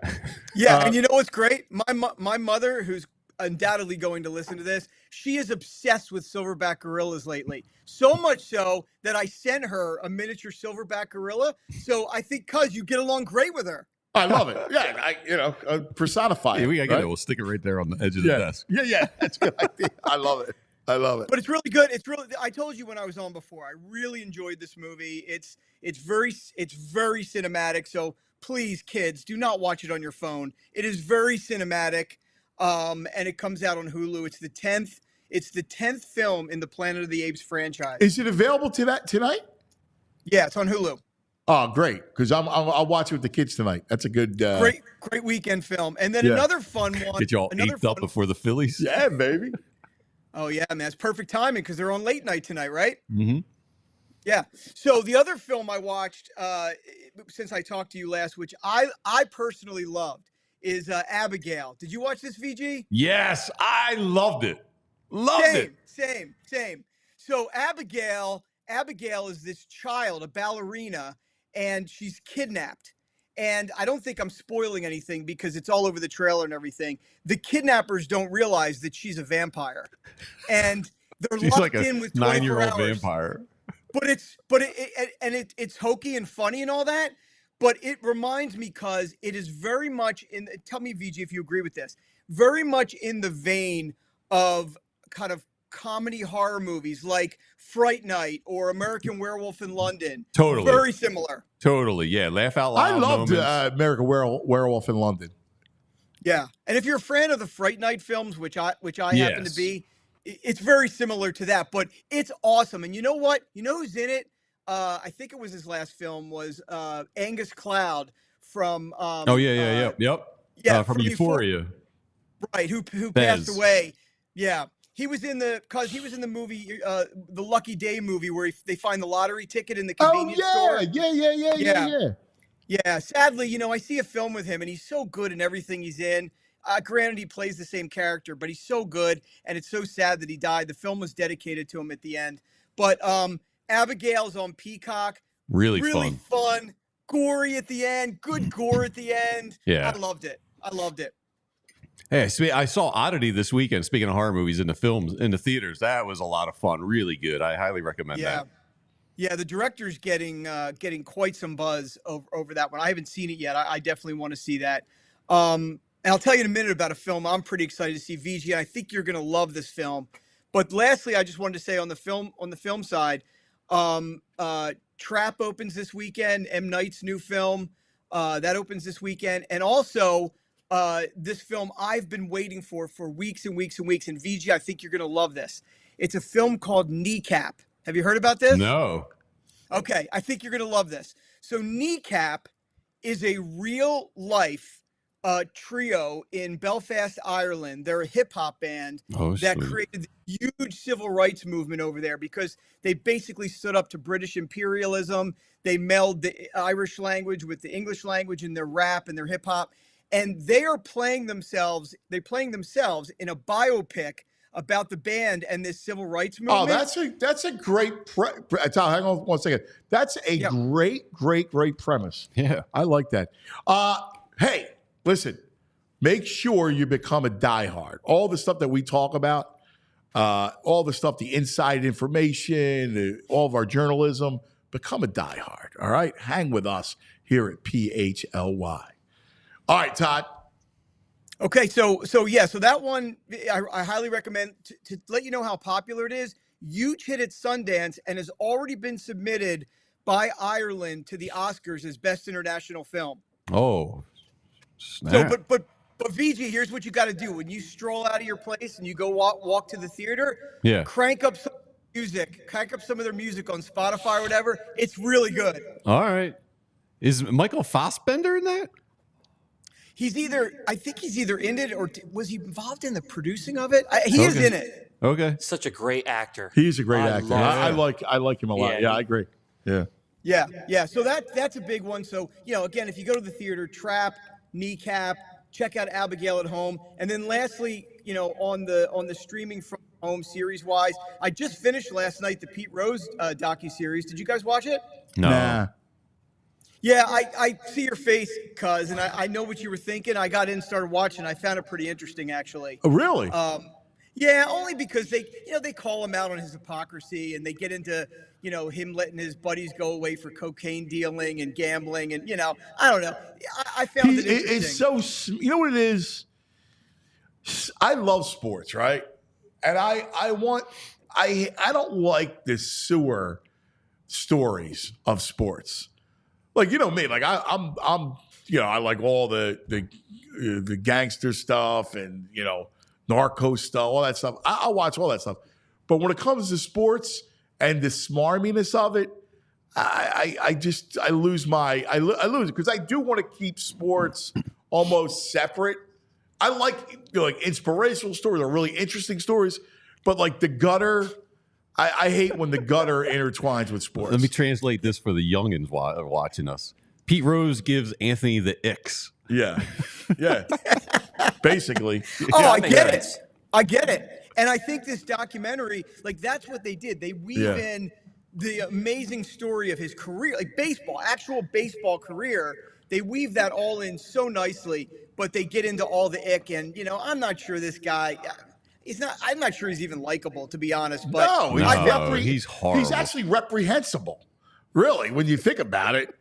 And it's nothing to do with, if it was just guy was, sick and had a, gambling addiction, that's one thing. But he wasn't that way. Like the drug piece of it, there was all steroids, there was all kinds of craziness and, I've heard so many stories about it that I just go, I know the story. I don't feel like reliving it, so I kind of left that one alone. If you like, if you're cool with a little ick, and it's in a whole different genre, you may think it's interesting. I liked it to watch the Dirty Pop series on Netflix. Did you watch this, VG? No. What's this one? It's a 3-part docuseries about Lou Pearlman, who created Backstreet Boys and NSYNC. Yeah, that guy is the ick. Woof. Major ick who went to prison for a giant Ponzi scheme. Yeah. But it's a fascinating story about how he created these bands and then what he did to these kids and investors and everything. That's called Dirty Pop, and that's on Netflix too. Wow, that's probably interesting. Why do you need to create a Ponzi scheme when you create successful bands like that? Greed, baby. It's all about greed. Man, insane. Yeah, it's good. It's good. You got time for one more, or you got to roll? Yes. No. Okay. There's a series I just started watching on Apple. The series we just have all talked about is probably not for everybody, but this one is a little bit more wider appeal. It's a new series on Apple called Sunny, and it stars Rashida Jones. And Rashida Jones plays this woman living in Japan, and her husband and son are killed in a plane crash at the very beginning. And a home bot, like an artificial intelligence bot, arrives at her house in Japan, where they're very advanced in technology. And I don't want to give away any spoilers, but she starts to unravel the mystery of her husband behind the technology of these AI robots. And it's really, I find it really good show so far. Rashida Jones is such a likable. Oh, she's lovely.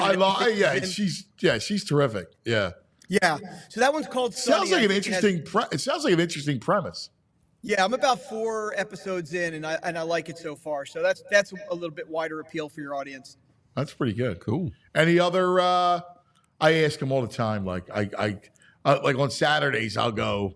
Any gangster films? Well, no, not just we like other Tam and I like. Yeah. But like I love like just good. I miss like a good quality movie. It's hard to find these days. Man, like just well acted, great story. Like everything we talk about film wise is so super niche. Yeah, and unfortunately, we are still in that, right? I mean, at the end of the day, when you go to the theater this weekend, and what do you see at the theaters this weekend? You see Deadpool. 100 screens of Deadpool. Yep. You see 100 screens of whatever that Disney movie is about the emotions. I mean, and you see, and then you have a couple screens are going to have the M. Night movie, and a couple screens are still playing Long Legs. But other than that, that's the genres are all. What's the premise of the M. Night film? The premise of it is the FBI is trying to catch a serial killer, so they stage a giant concert, some popular pop artist, and they know that they can trap the serial killer into this particular concert, and so they lock it up, and they're trying to stop and catch this serial killer during this giant concert. So it's gotten really good reviews. The serial killer is there with his daughter to see the show, right? From the trailers I've seen. That's what it alludes to in the trailers. But you know what, VG? What's funny is I see that too, and I'm like, is he really revealing the serial killer at the No way. Yeah. But it does lead you down that path, and we'll see if it's true. I'm going to go see it this weekend. Sounds good. I'll watch it. Yeah. I'd watch. I usually watch his stuff, so I'd watch it. I mean, I just wish he would. He's so formulaic. I wish he'd vary once in a while. Well, you know what's funny about that? I went back and listen. I've been a big fan of his from the beginning, and where people really criticized him, I did not. I enjoy his films very, very much so. And I went back and showed my daughter Sixth Sense. She had never seen Sixth Sense, and we went back and watched that. I understand why this guy could never, in some people's eyes, ever live up to that film. That is a perfect movie. Yeah, it is. Yeah, it is. Perfect. I've never seen it. I was in a film class at Penn, and the teacher knew M. Night, and we had read it before it came out the script. Oh, get out. And analyze it. And once you know the ending, I was like, I don't want to sit through this. No, but you should. I'm surprised you didn't see it because of Philadelphia is so prominent. It was a great script, though. Fantastic script. It's really good. You got to see it. I mean, it's a great one. It really is a perfect film. Yeah, and I will add this, VG. I watched it obviously knowing the ending, and I've seen it before knowing the ending. It is so cool to watch from a filmmaking standpoint how he deep would make the audience go this way and this way and this way based on a particular scene. And when you go back and watch it, you're like, wow, all the clues were there in broad daylight, and still the audience didn't pick up on it. Great diversion tactic. Great. Yeah, it was fantastic. He's great at setups too. The problem is sometimes the resolution is not good. Unbreakable. Like his third act is tough. Yeah.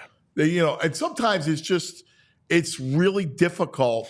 And I find this as a storyteller because I can give you some great premises and lead up and write two great acts, but resolution is the most difficult piece of storytelling to not make it feel hokey. Yeah, good point. I don't know why. I mean, even like his Knock at the Cabin, which was the one before this, I absolutely love that film. So, well, how about Signs? Like the first two acts of Signs was incredible. The leading up to it, and it's just then when you see the alien, you go, all right. That movie scared me to death when I was a kid. Yeah. Seeing that alien come out of the bush. Yeah. Terrified. And then was it The Village? Oh, they just look over this wall of trees. Right. It's like, Yeah.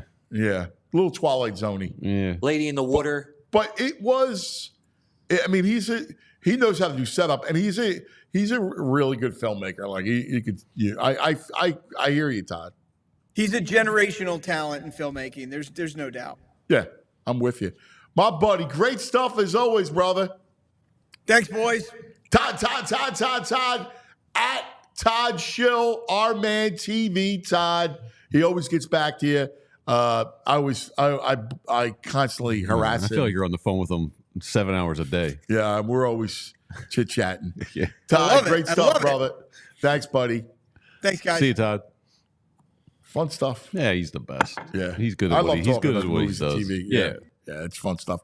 All right, buddy. That's our weekend. yeah. It's been All a right. good week.